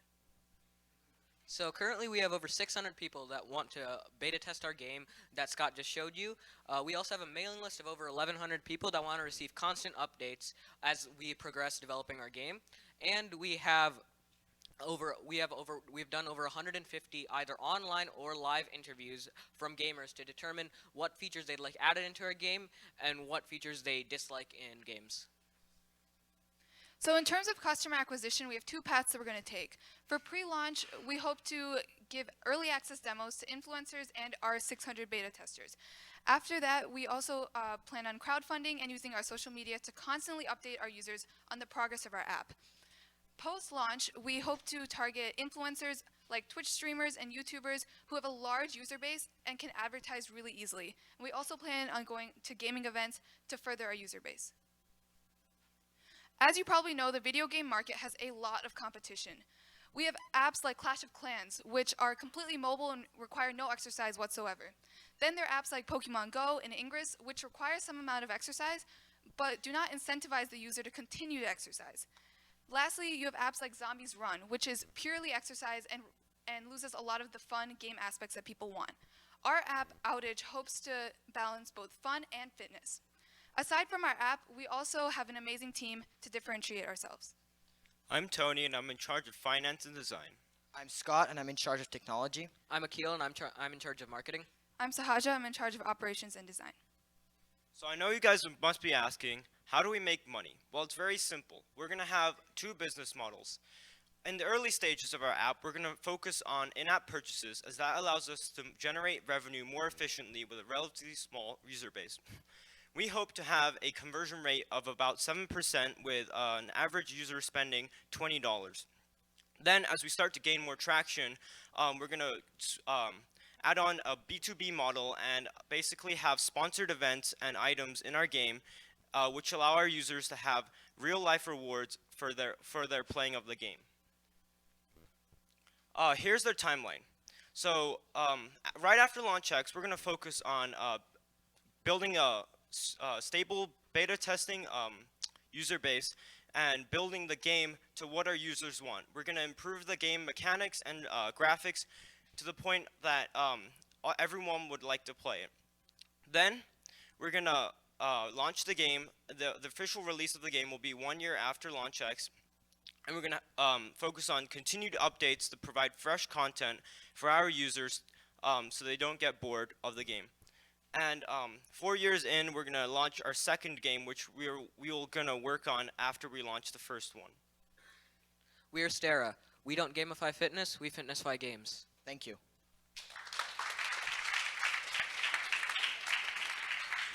All right, 5 minutes for questions and answers.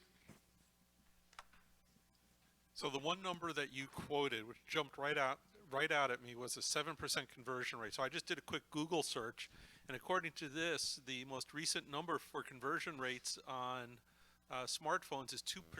So why do you think you're going to be 3.5 better than the global, 3.5 times better than the global average? So this is for apps in general, and video games have a higher conversion rate, which is typically between 5 and 7%. Okay. Talk to me more about how people are not going to get bored. You kind of briefly glanced over that as in, oh yeah, we're going to do constant updates. How are you making sure that the updates you generate really keep people motivated? Because the initial newness of it will wear off. So, first of all, we plan to create a community on social medias and be very active as developers with the players. That's a big mistake that companies such as Niantic have made. So if we stay really in close contact with the players, we can know what they really want and include it in the game. Also, in order for this to work, you'll at some point have to scale, right? And so your projection really talked about what the game's going to do, not what you're going to do, and the differences you will have to make in your business. What's your plan there? As the game scales, you will have to increase people count and money count. How are you planning on that? We're thinking of hiring game developers and 3D designers, as well as people who do an animation, because all four of us don't really have experience in that, and we really need that to create a good game for our users.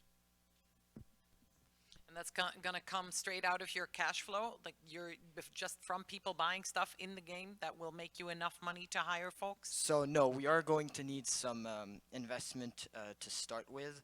Especially also if we want to go to those gaming events to really become popular. We are going to need to have an initial investment, mostly for marketing and hiring developers. So is it multi-user? I noticed two of you fighting for the food, or running for the food. And is it actually augmented reality, or is it just kind of your parallel pathing another world? So we might add augmented reality later on, but for now it's just, let's say, a parallel world to Earth. And you could do multiplayer. Yes, you can do multiplayer, and all players are in the same world, which is kind of what's new in our game. That would mean that there is a social component to it. Can I, in game, pretty much meet new people in the real world? So you two are playing together, you already know each other, you're playing against each other, but there's a third person that is also running after that same source of food. So is that something, A, possible, B, desirable, and C, what else can you do with that? So it's very desirable, actually. That's what we want included in the game. That was one of the reasons we actually started implementing multiplayer, because the goal of the game is to make people run faster, get fit. And so we thought if there was another person trying to get the same item as you were, it would incentivize you to run faster. And Scott ran faster than Saja in our demo, and that's why he got the food quicker, which is what we hope to incentivize. We hope that people will run faster to get the item that they want. Right, but I'm talking about other people, right? So those two were running for the same thing, and you don't even know me, but I'm also running for that thing. Does it allow for that? So it allows for that. It's all the players that don't know each other. But then again, it does not reveal your public identity because you have a team, you have like a username, so it stays anonymous. I'm sorry, this is going to sound like a dumb question, but you're talking about running in the real world, but do I have to be watching the phone while I'm running? So the good thing about that game is that you can look on your phone where the item is or where the resource you want to collect is. Then you can put it in your pocket, run there, and then take your phone out once you arrive there. Before you call time, I want to hear from Saja.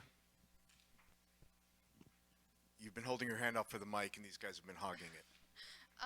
I was going to talk specifically about the social aspect. When we first did our primary market research, we realized that a lot of people wanted a social aspect in the games. So one thing we plan to implement is like a team aspect, so you can add people into your group and have it like your team competing against other people, as well as like the real world competing against other random people that are playing the game with you. That's time. Thank you, Stara. Another 2 minutes for the panelists to write up notes.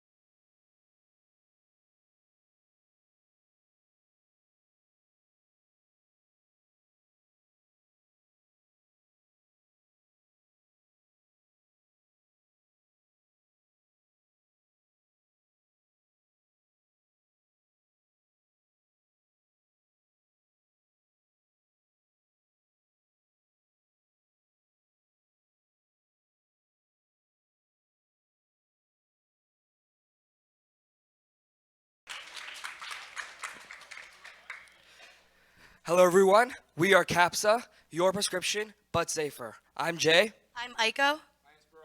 I'm Jada. So before we came to launch, we started talking about what we can do for our company. And we all noticed that there's a problem in each of our high schools. The fact that there's a dangerous lack of regulation when students our age are prescribed pain medication. So we wanted to find a solution for that problem. To quantify this growing epidemic that is spreading around the United States, I have a statistic for you. There's around 47 deaths that are for people between the ages of 13 and 18 who have overdosed on prescription opioids. And around 11 million people annually abuse prescription opioids as well. To come from an economic standpoint, the CDC estimates that around $78.5 billion is spent on the medical expenses, the legal expenses, and the new treatment plans for overdoses and the burdens of overdoses. So we can see the problem here is that there's no regulation for prescription opioids.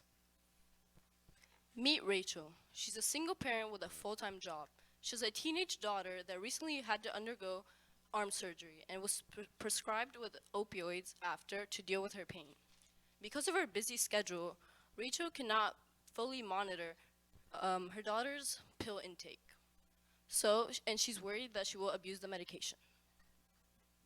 So in our market research, one of the first things we did was make sure we got to talk to a lot of different doctors. Throughout all these interviews, one common theme arose, which is that all the doctors said that they constantly see different cases in which patients are abusing the prescription medication that they're been given after they're discharged. They also said that they sometimes feel helpless as there's no way to make sure that the patient is taking the prescription medication after discharge. We also talked to different people, not only people who take prescription medication, but also people who know of others who take prescription medication. And in that case, those people showed us that there's two customer priorities, which are making sure the bottle is easy to fill and making sure that making sure that there are lots of features to ensure overdose safety. So how does it work? We chose a pill bottle instead of a pill box for three main reasons. The first being that it's easy to fill, second that there exists overdose safety, and third, it's easier to transport. Over there, Jada and Barath are demonstrating a live demonstration of our MVP. It works similar to a gumball machine. The inner disc shown on the right up on this presentation uh, rotates at the appropriate time, and it will dispense the appropriate dosage based on the prescription. This can be programmed via our app to, depending on what your prescription actually is. The process is simple. It begins at the hospital, where there's a system in place where doctors, when prescribing minors with opioids, are also required to prescribe our pill bottle. From then, just like any other prescription, the prescription is sent over to a pharmacy where it will be filled. The only difference is that instead of being filled in an orange plastic bottle, the medicine is put into one of our electronically regulated pill bottles. By the time the patient comes to pick it up, the bottle has already been preset to dispense the medication at the correct times according to the prescription of the patient. To describe our marketing efforts, we have a B2B market penetration, which is different from our competitors who use a business to consumer. We want to target hospitals who will then have doctors prescribe the patients our product. And we will talk to doctors through personal selling. We also want to use trade shows, medical publications, as well as advertisements to reach our customer base. We also want to go through FDA regulations in order to get our to make our product better suited for our hospitals. This is our graph of our 5-year financial projection with both our revenue and our profit. We plan to price our product at $70 in year 1 with $25 for cost of goods, hoping to decrease the cost of goods over time with mass manufacturing and increase the price of products. This pricing point was based upon our competitors as well as what our customers indicated they would be willing to pay. These are our main competitors.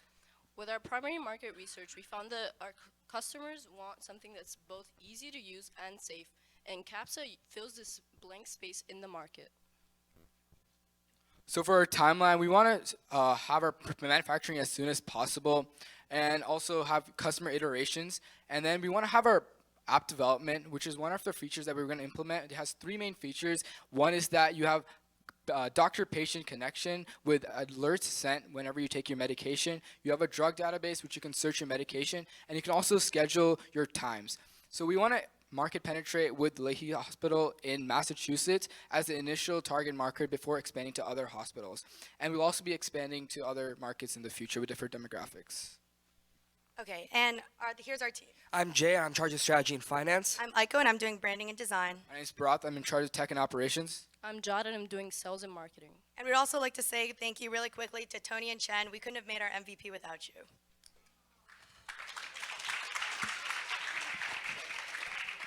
So 5 minutes for questions and answers.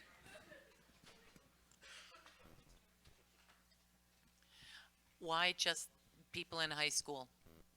Why is your target market young people, not just anyone who gets prescribed prescription opioids?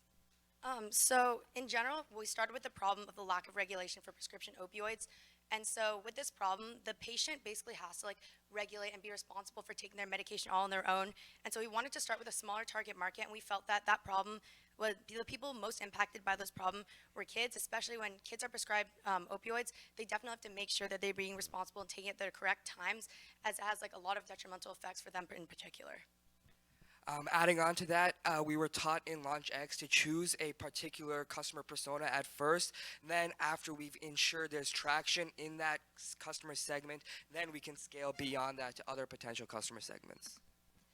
I've got a question about the actual device itself. Obviously, no matter what you come up with, it'll be defeatable. You'll be able to get in against the regulation at some point, whether it's cutting it open with a hacksaw or tricking the electronics, overclocking the electronics, whatever. What are you going to do when somebody violates the device? Do you have any protocols or procedures when you do find a device that's been damaged or opened, against the rules? Yeah, we know that definitely we have to have some emergency override feature in place. And so the way that we would combat this would be that whenever the machine is either you have access to emergency override feature, or if it's been tampered with through the app, it's going to be able to send an alert to the doctor so that they'll be notified immediately, and we'll be able to get in contact with the patient. What you're talking about there is a Class 2 medical device. The cost to bring that to market is significant. You're going to have to do testing and everything else. That's why this doesn't exist on the market yet, because the cost of developing and bringing it out is dramatic. Talking literally millions of dollars, probably pushing $10 to $20 million to bring something like that onto the market. That's good to know.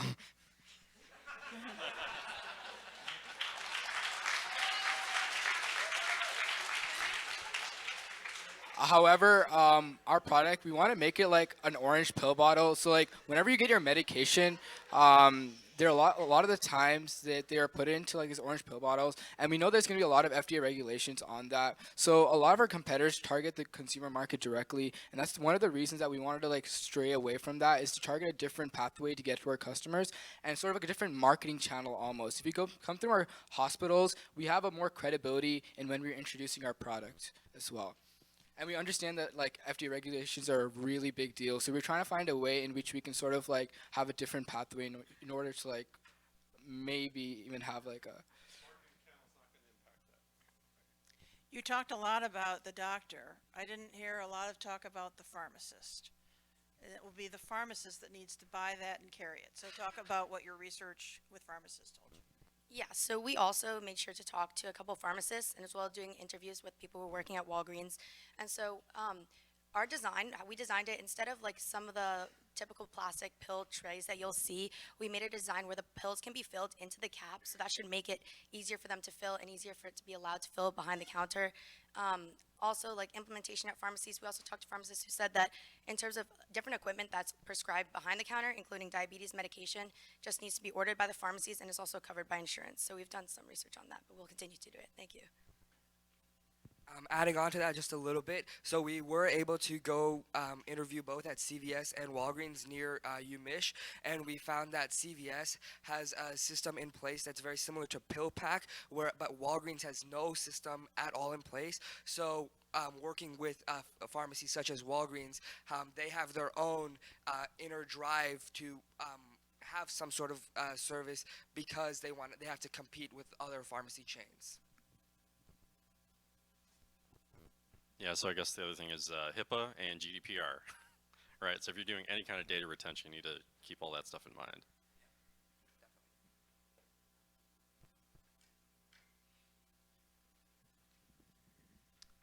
To follow on to some of those concerns. So when you're tackling something as potentially dangerous and deadly as this, your next steps are to find yourself some really good consultants who have done this type of work before. Especially so I totally agree on the medical device front, but if you can, with the help of somebody very skilled in the art, try to lobby, because especially with opioids, it's a huge challenge and it gets national attention. Use that to your advantage. I'm not sure it's in the bag, but you need to align yourself with people who know the regulations very, very well on the data safety as well as on the FDA to bring this one through. And that's time. Thank you, team. 2 more minutes until we start up again.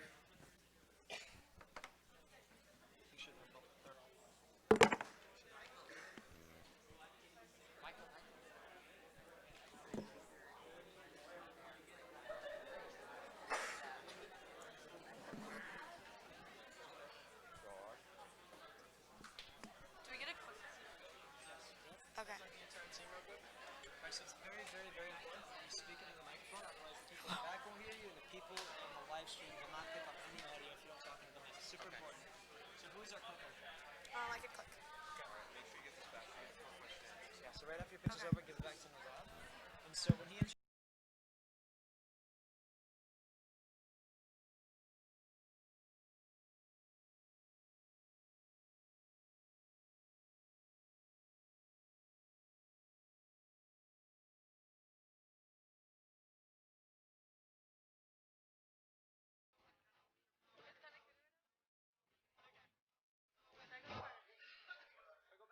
Oh shit, sorry. No.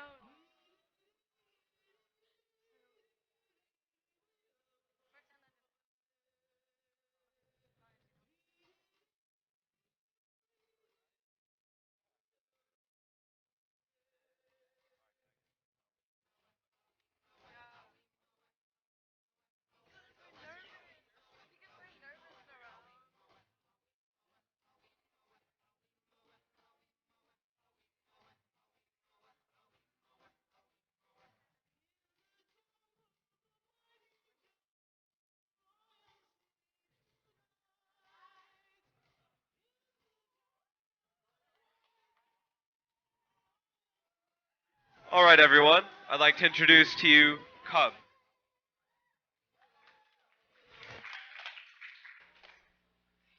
We are Cub, and we empower kids to be smart with their screen time.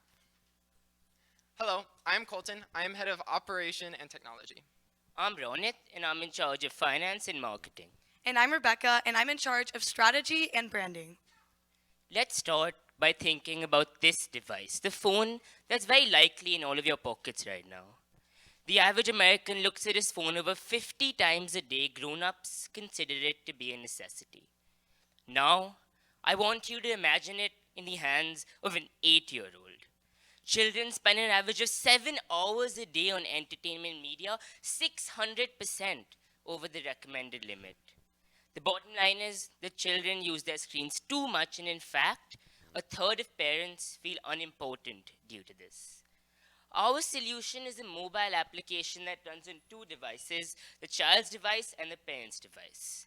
Screen time data is constantly tracked and sent from the child's device to the parent's device, allowing the parent to review this data. At the end of a certain timeline, say a week, if the child meets the regulations set by the parent is given discount coupons provided by local businesses. The child is then rewarded with the discounted product bought by the parent, which works towards positively reinforcing the child to reduce his screen time, which we found to be way more effective in the long term than negative reinforcement. Our primary customer persona is Thomas. He owns an ice cream shop in the Bay Area, and he wants to attract families to his business. Now, he currently markets using newspaper ads and flyers at local parades, but he wants to take advantage of a more targeted approach. His potential customer, Deborah, is a working mother with an 8-year-old son who is glued to his iPad. She wants him to go outside and socialize more, but he doesn't want to. And so Deborah would like to reward him instead to incentivize him and avoid negative punishments. We conducted our user testing on over 40 parents over the course of 6 days to prove 2 things. First, to prove if positive reinforcement was an effective strategy at reducing screen time. And second, if parents would utilize coupons to incentivize their children. And we found through our results that these strategies were effective as there was an average reduction of 1.51 hours of screen time, which is a 46.3% decrease in screen time. And additionally, we also contacted 8 businesses, and each of which said that each of which expressed active interest in advertising and utilizing our platform to offer rewards and coupons. Our current MVP has 3 main components. First, it tracks screen time with precision and accuracy. Second, it will send this screen time to parents so that they can monitor it and enforce any regulations if they so choose. Finally, the parent can see rewards in the form of coupons and use those to incentivize their child. So for our customer acquisition, currently we have utilized social media, such as creating our Instagram, which currently has now over 1,000 profile visits, as well as a website, which has over 200 website clicks, as well as compiling a list of emails from each of our communities of parents, over 2,100 emails from parents within our own communities, which we will utilize when we launch our app to directly contact our target users. And in the future, we also want to utilize things such as parent Facebook groups, advertising on parenting and family magazines, and pitching at local, national, and state PTA conferences and meetings so that we can directly market towards our targeted users. Our current competitor landscape is this. We are superior in both longevity and effectiveness. For example, parental controls native to Android and Apple devices are quick fixes. They set harsh time limits, and they don't build healthy habits. Life 360 indicates phone usage, but it doesn't count the usage over the course of the week. And finally, Circle and Unglue are more complete packages, but they will reward good behavior with more screen time, which is counterproductive and doesn't build the healthy habits we hope to instill. Okay, so we generate revenue by providing a marketing platform for local businesses. Initially, we will allow these businesses to provide coupons on our app for free in order to establish a wide user base. After this, however, we plan on charging these businesses $50 for every 1,000 users that they reach. We project a revenue of $8,000 by December 2020, and since our app is free for both parents and children, we also estimate that we will have 15,000 users within the same timeline. And then in the future, we want to continue to grow and expand our company through the following strategic plan. By the end of this year, we want to establish at least 50 partnerships with local businesses in the San Francisco Bay Area to offer rewards and coupons. And then second, by the end of next year, we want to have officially established and launched our app on both the Google Play Store and the App Store. And as we continue to expand, we want to continue to grow and operate towards more locations in cities through our customer acquisition techniques and our marketing strategies. We are Cub, and we empower kids to be smart with their screen time, one paw at a time.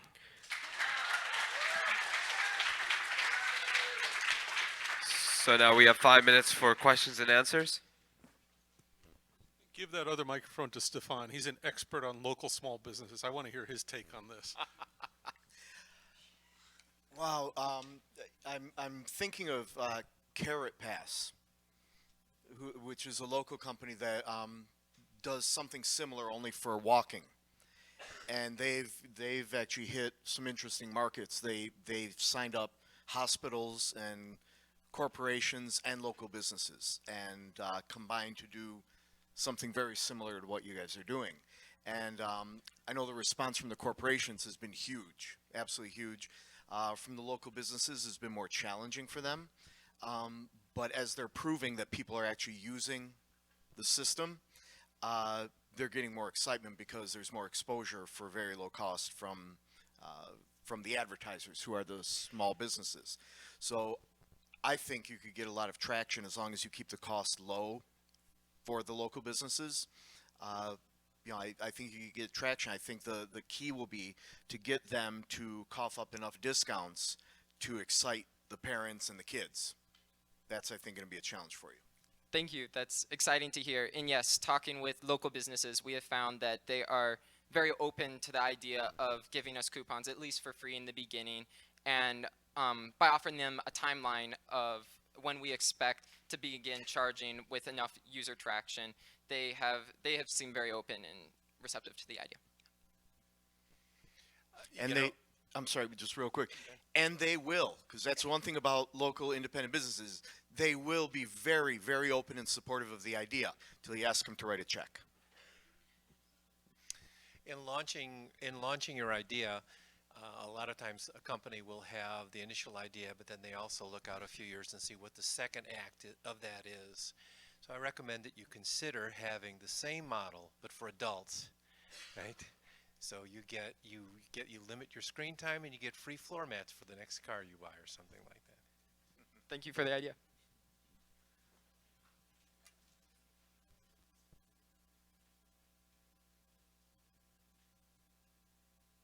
So if you're scaling it to adults, you're also scaling it to different types of businesses, right? The business alliances you would be making, just because the ice cream is interesting to me, but perhaps a discount at the local gym might be more attractive than the ice cream or the toy store. If you were to scale to adults, what would be how would you have to change your business to scale to adults? Okay, so the reason we are focusing on kids at the moment is one, the problem turns out to be more prevalent in kids, just because adults do tend to use their devices a lot, but the majority of it is for their work or to carry out errands. If we do expand to adults, which would be a very good idea, because then we could inculcate this whole concept of connecting families rather than just reducing the screen time of the kids, then we think we would try to establish partnerships with businesses that can offer rewards that may excite or incite adults, such as memberships to gyms, or let's say discounts at some clothing stores, or even grocery shopping, such as let's say a Walmart, even though that would be way ahead in the timeline. How many kids actually have their own device? And does it matter to your model whether it's the kid's own device or the parent's device currently used by the kid? So primarily in our primary market research, we found that a lot of the parents we did interview, all of their children had access to things like TVs, laptops, and their phones as well from a young age. And especially, even if some kids don't have like their direct access to a personal cell phone, technology is basically all around them through the use of TVs and laptops and everything else. It's definitely just a part of our lives now. So how do I measure that? How do I measure that the kid is in front of the TV? My cell phone, you can totally measure how long I spend on it. How do you measure the kids on the TV? Well, specifically, we're only focusing on their own personal devices, so like iPads, for example, or maybe phones as well. And just for clarification, from both secondary and primary market research, we found that children from the ages of 7 to 12 are moving away from television and towards other devices that are more portable, such as, let's say, an iPad or an iPhone or an iPod Touch. And those are the kind of devices that we would be able to implement our platform on. That's time. Can we give a big round of applause for Cub?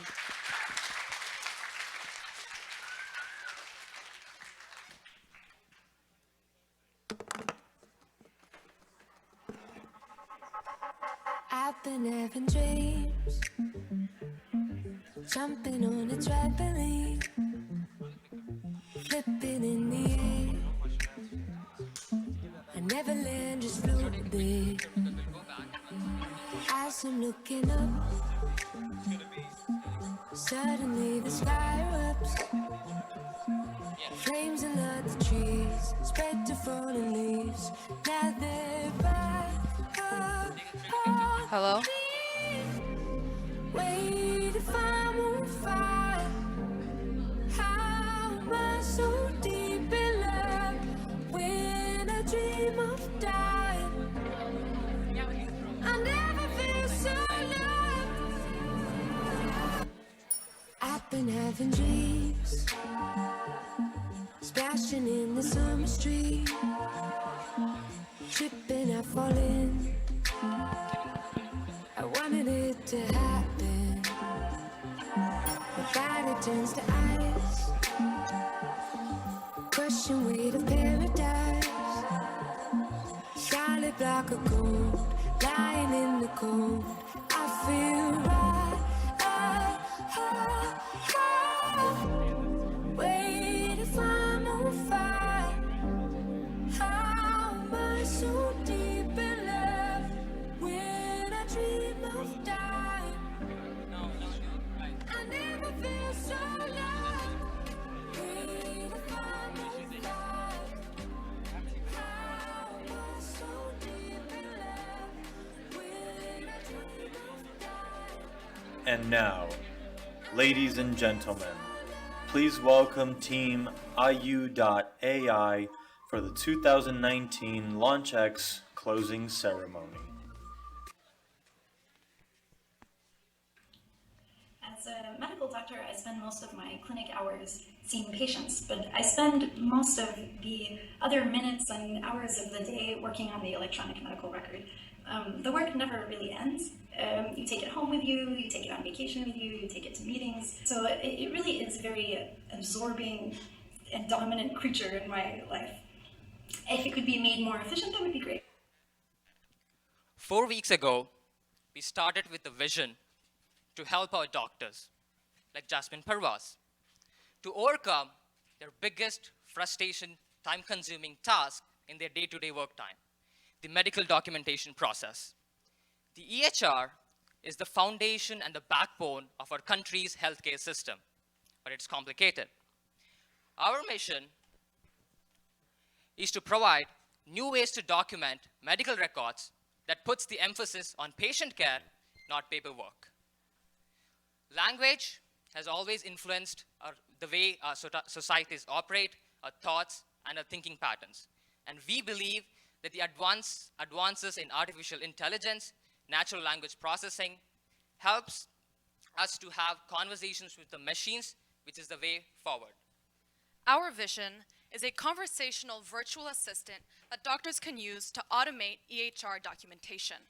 Our solution securely analyzes patient-to-doctor conversations during consultations and extracts critical medical information into an EHR draft, ready to be reviewed and submitted by the doctor. Now, if we make a plot where efficiency is on the y-axis and intelligence is on the x-axis, then we have our old-school dictation devices, which fall in the bottom corner. And this is because they're poorly integrated into the EHR interface. That leaves us with the second generation of products which are more efficient but are still heavily reliant on traditional dictation methods. And we don't want to be either of these things. In fact, we want to be a leapfrog product that is way more efficient and way more intelligent than any of the solutions on the market. And even after shadowing Dr. Jasmine Parvaz, she and her coworkers validated that our solution would actually solve her frustration. And that is AYU. We're a team of passionate problem solvers with a variety of skills and expertise. My name is Nam Vong, and through running an online sneaker business, I bring my sales and marketing skills to the table. My name is Carlos Montes. I have expertise on financial strategy and economics. My name is Ilva, and I have experience working with software companies, so I helped develop the marketing strategy and the brand for the company. I'm Suhail. I do technology and operations with my experience in developing award-winning research. And within the past few weeks, we have been able to gain significant traction. We have already gained 5 letters of intent from doctors at notable hospitals and clinics. Furthermore, we have already achieved a 99.7% accuracy on our voice-to-text transcription technology. And last but not least, our product has proven to help doctors increase their patient care time, helping them see at least 5 more patients a day. Out of the 15 million doctors in the globe, our market is segmented into those 1.1 million doctors in America who currently use the conventional EHR documentation process. But initially, we are targeting those 58,000 doctors in California who work for private hospitals. And to target this market segment, we are going to start out with a 30-day risk-free trial of our products to doctors. Doctors are going to be our end users, but they are going to heavily influence medical institutions into purchasing our product for them. And of course, we are going to also incorporate personal selling techniques, doctor's referral, and later on, we will be bringing our software to medical trade shows. IU will be pricing its technology at a price of $149 per month, with no setup or upfront cost. As well, our growth strategy will go from a further development of our technology, trade shows promotions, and getting some license acquisitions within the first 2 years. For the 3rd year, we plan to launch our product with direct selling and get some media attention. So in the 4th and the 5th year, we can gain growth expansion. We are IU.ai, and we save time to save lives.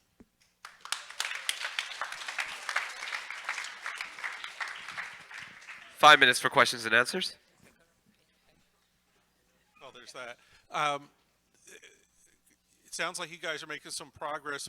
I don't know what your technology is, but I just want to bring to your attention a company. Let's see, we're on Central Campus. They're located about 2 miles that way, called Clink. They just raised $52 million in a B round to do conversational chatbots, not medical records, which have to be right, but just simply talking with people. And they need $52 million just to do that. And that company is led by 5 PhDs in computer science. So what you guys are doing, great idea. It's going to be a long, hard road to get to the point where it's going to be adopted and used. Yes, we completely agree on that we need a lot of financial resources and a lot of talent. But we do believe in that the amount invested in developing the algorithm and the technology would later pay off down the line. And we can also expand the same technology in our day-to-day life, such as Google, how we have Google Home and things like that. We can expand the same technology to the same products. So that would definitely pay off. So you have created the speech recognition algorithm yourself. This is not one that you took from Google or so. This is your secret sauce? So when we started initially in week 2, we used Google APIs to build our voice recognition system, and eventually then we trained our own model to do the voice to text transcription. But to be really honest, a 99.7% accuracy algorithm is not enough to push ourselves into the market, because in the medical industry, the accuracy matters to 0.0001 precision. And one more thing, you mentioned the secret sauce, and so what we showed you is the first part of the algorithm, which is just the voice-to-text transcription. But then we're also adding on a second algorithm, which would also extract the information from the transcripted conversation, and that would be going into the EHR template. We're seeing a trend actually going back to medical scribes, a human that is taking notes next to a doctor, just to as another workaround to address that same problem, so that the doctors don't have to do the work themselves. I'd encourage you in your forthcoming customer discovery also to talk to medical scribes and figure out what their biggest challenges are and build that into your system. Yeah, absolutely. Thanks for the feedback. Does the term epic mean anything to you? Sorry, Epic? Epic? Yes. Okay. And so I think where he's going is, how is it going to tie into Epic and Cerner, and what are the regulatory hurdles in there? So how is it going to tie into an existing EHR? Yeah. So as for now, we are still focusing our product on doctors. Like it's a separate product to help doctors increase their EHR service. In the long term, our exit plan would be to be acquired by like an EHR software company, so we can actually incorporate our technology into their template. As one of the engineers on the panel, I just want to reiterate that some of the large domestic automakers that are not too far from here have literally hundreds of people trying to get you to change the radio correctly with voice commands. So just as a thing to be aware of, that it will probably take hundreds of people with PhDs in order to do this at the accuracy you need. I don't know if you have any thoughts on that, or... That's time. Thank you, IU. Thank you. Another 2-minute break for the panelists to type up notes.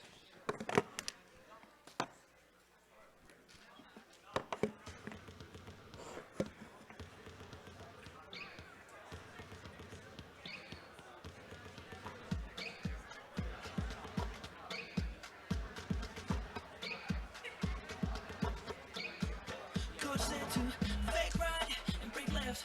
Watch out for the pick and keep an eye on the fence. Gotta run the give and go, take the ball to the hole. And don't be afraid to shoot the outside, Jay. Testing. Just keep your head in the game. Hello. Just keep your head in the game. And don't be afraid to shoot the outside, Jay. Just keep your head in the game. You gotta get your head in the game. You gotta get it head in the game. You gotta get your head in the game. You gotta get it head in the game. Come on, get your head in the game. We gotta get it head in the game. You gotta get your head in the game.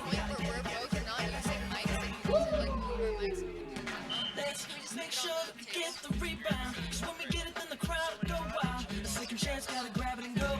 Maybe this time we hit the right note. Wait, no, he's standing on that side. Wait a minute, at the time and place. Wait a minute, in my head in the game. Wait a minute, in my head in the game.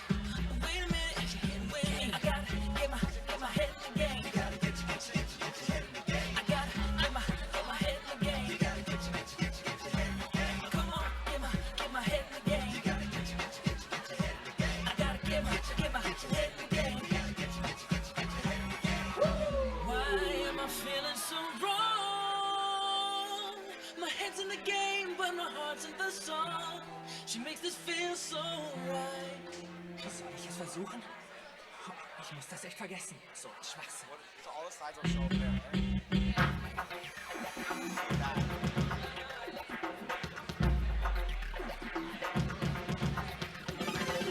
All right, everyone. I'd like to introduce to you Sportable.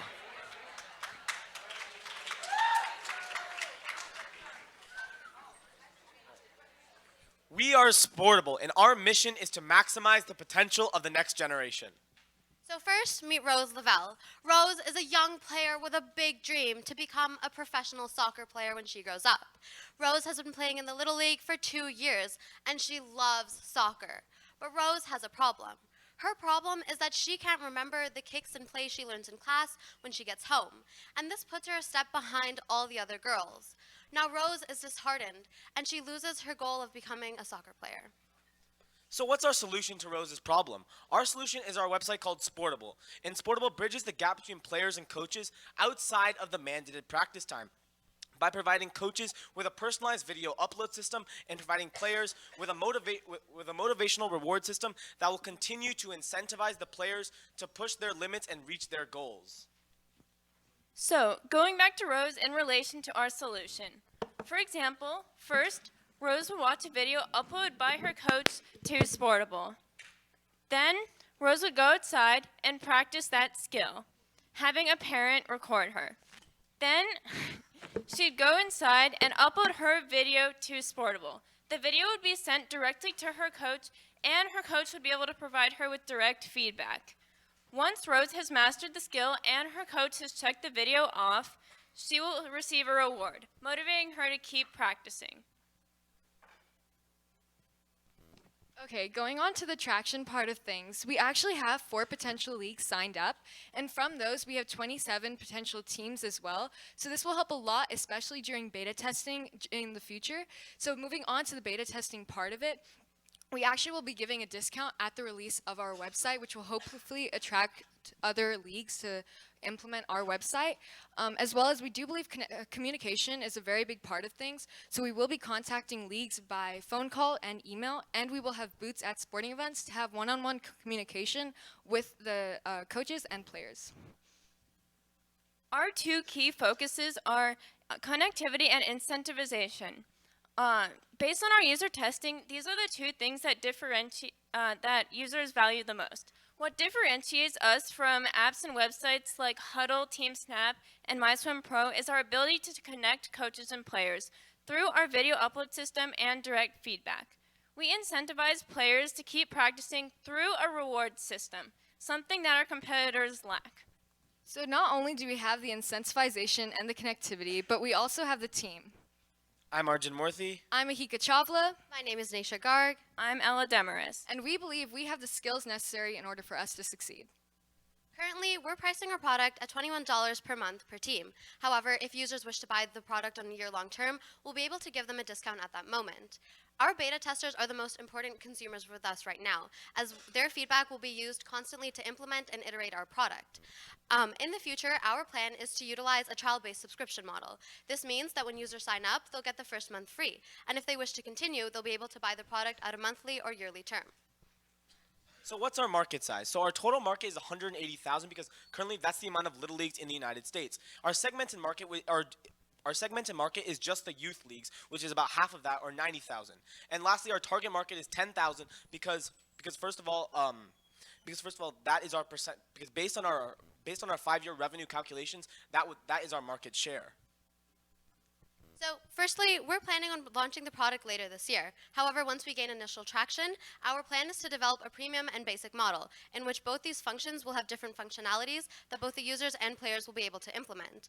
Later in the future, our long-term goal is to be able to reach out to influencers and brand our own sporting goods. This is especially important to the growth of our company because we would tie in the branding of the sporting goods into the reward system so that coaches can directly link the rewards to the sporting goods, which not only eases convenience for coaches, but also acts as another revenue source for us.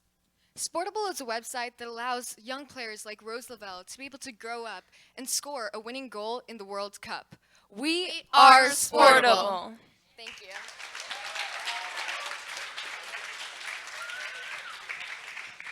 So 5 minutes now for questions and answers. Hey, Stefan, I got to pick on you again. What was the team we had at DTX 2 summers ago that did something like this? My swim pro? No, that was Farish. He was 5 years ago. Remember, we had someone who wanted to connect the students with the coach, the players with the coaches. Who was that? Yeah, I remember, but I can't come up with the name. Okay, we've seen this before. I'll try to dig up that name for you. Thank you. Specific to baseball, but or something like that. Yeah, just going off what you said, we actually researched My Swim Pro, which is one of the ones that we used, because like we had gotten that feedback from our mock board that there were a lot of other companies out there that target specifically, you know, swimming or baseball and certain sports. But what we're really trying to do is reach out to all coaches and all players of sports. We're not targeting a specific sport exactly. We're targeting all sports as we are targeting that connectivity between the coaches and the players, regardless of what sport or athletics that you participate in. Why do you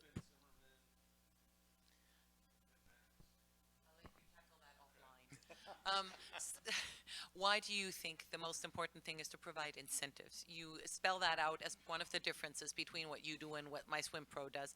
Why are incentives so important?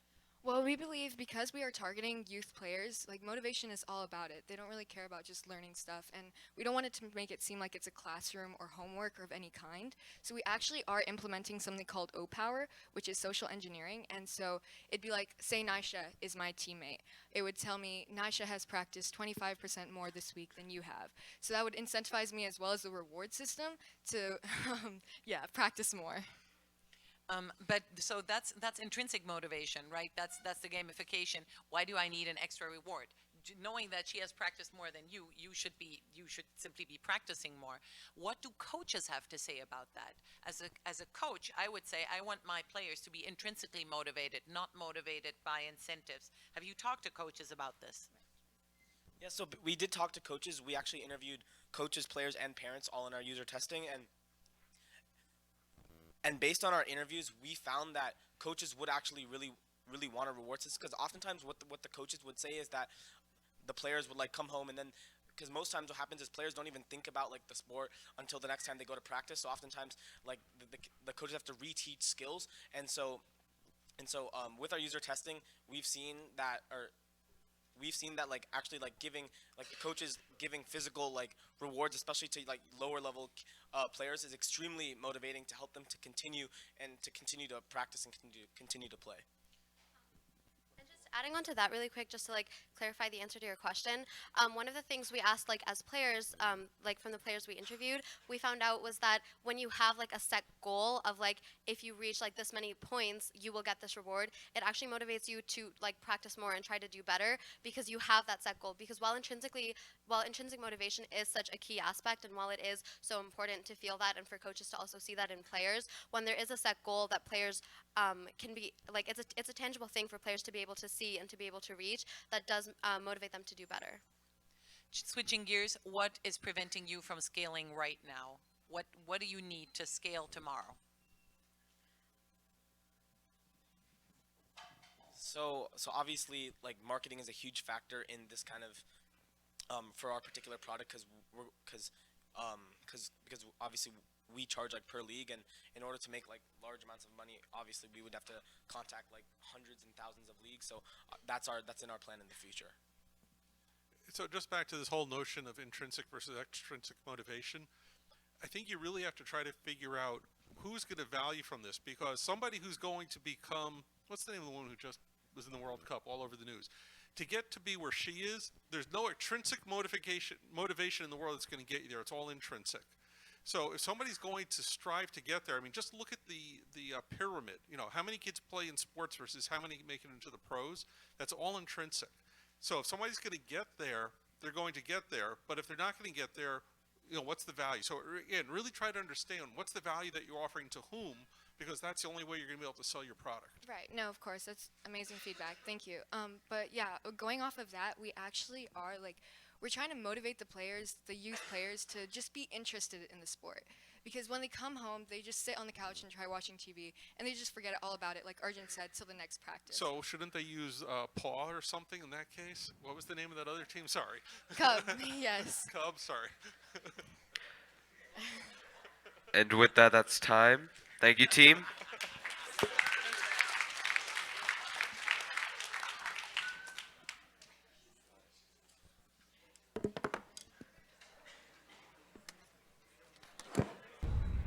Just a young gun with a quick fuse. I was uptight, wanna let loose. I was dreaming of bigger things and wanna leave my old life behind. Not a yes sir, not a follower. Fit the box, fit the mold, have a seat in the foyer. Take a number, I was lightning before the thunder.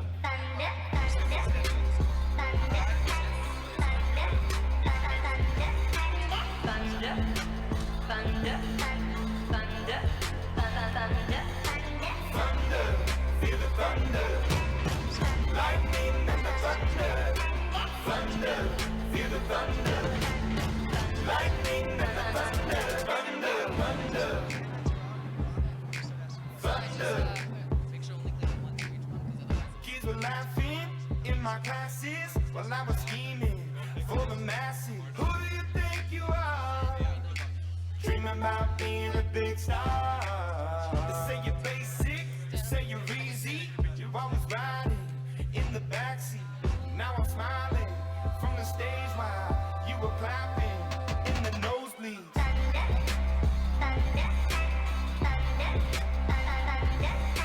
Thunder, thunder, thunder, thunder, thunder, feel the thunder. Lightning and the thunder, thunder, feel the thunder. Lightning and the thunder, thunder.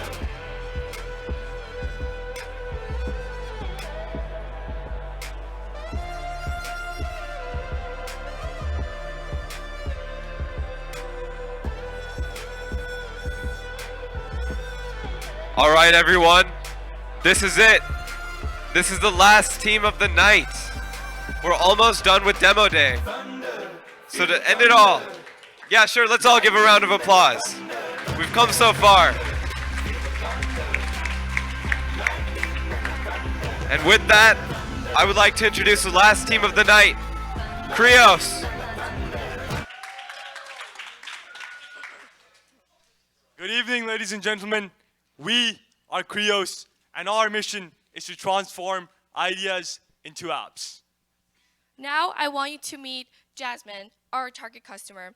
She's 29 years old and currently a graduate student. She's an aspiring entrepreneur with a brilliant idea to develop a mobile application. However, she has no coding skills and does not know how to turn her idea into reality.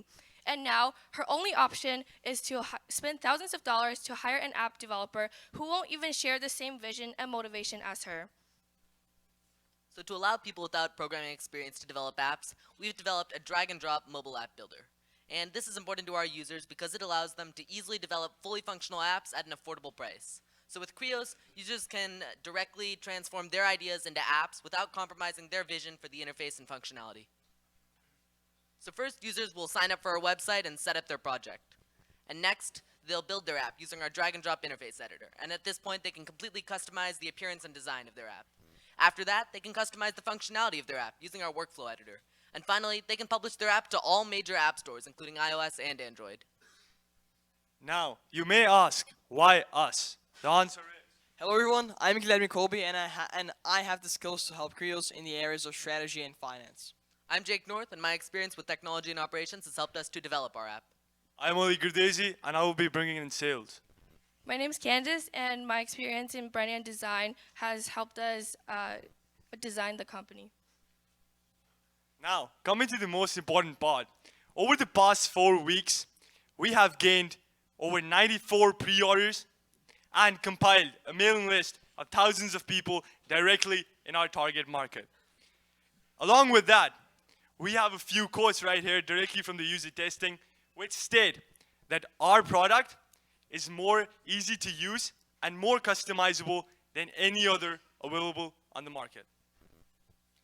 These two graphs show our selling and financial projections for the start of our company. In other words, this shows how many customers we will have and how much money we will make and earn in the first 5 years of our business. During our first year, we plan on having 150 customers and earning around $11,000 in profits.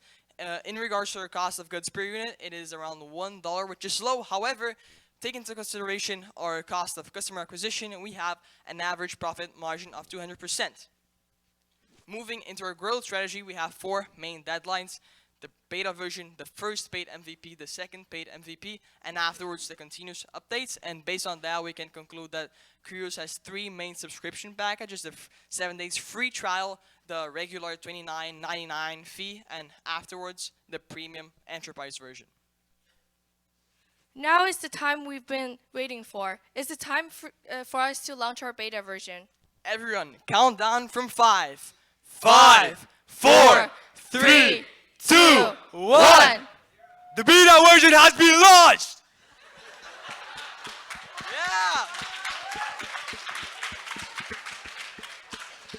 If you want to be a part of our family, please subscribe to the website as well as following our social media accounts. Before we end, I would like to just say one thing. Krios is not your generic app builder. It's something you can use to turn your vision into reality and leave your mark on the world. Thank you. Thank you very much.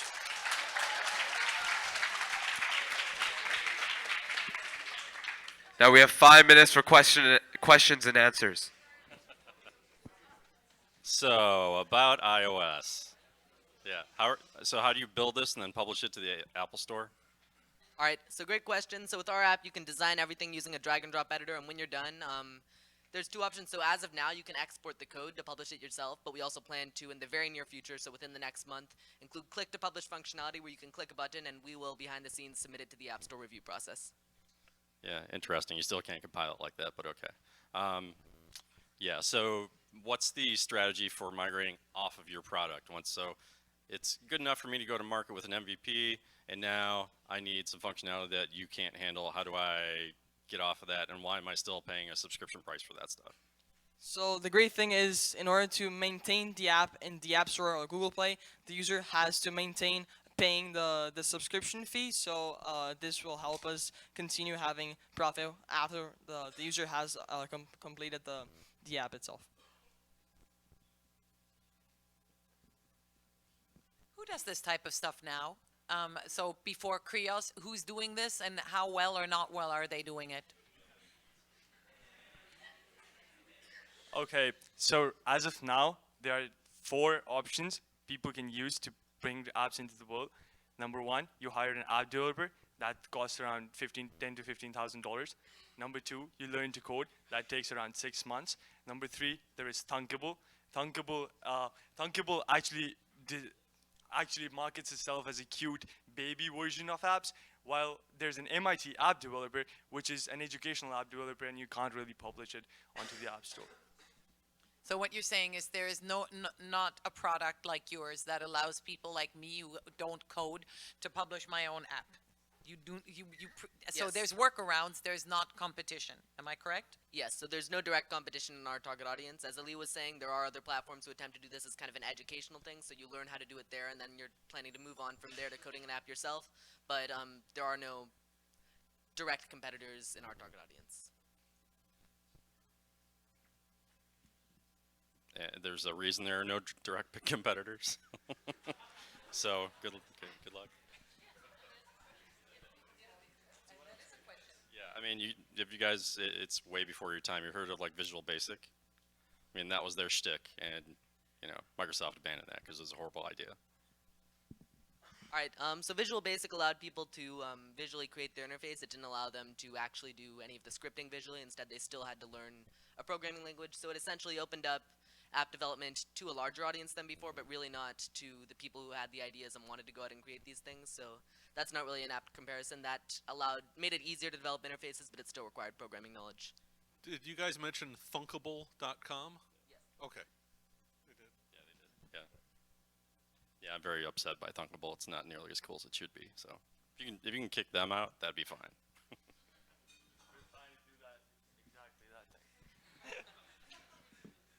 But that's like targeting IoT devices and a mobile app to interface with that, which would be a great place to go instead of trying to say we can do generic like startup apps for your any kind of mobile thing. That seems like a more reachable target. Anyway, sorry.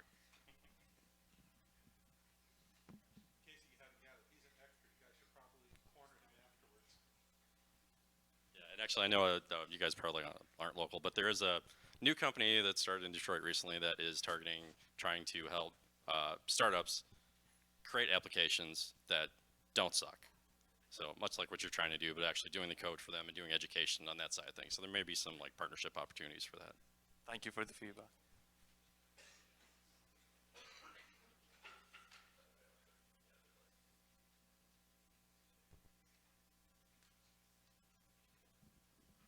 Like, if we've got time, you know, what would you like to be able to do that you currently cannot do?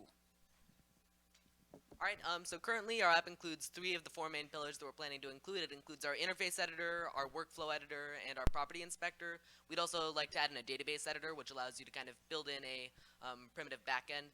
So that's a spreadsheet-like interface that allows you to really store data about users, about maybe objects in your app, about those sorts of things, and allow you to really build more advanced applications. And we plan to have that released by the end of the month. That's time. Can we get a big round of applause for Krios?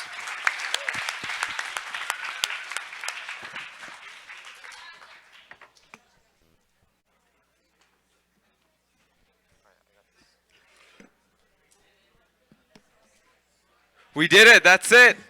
We're done with demo day.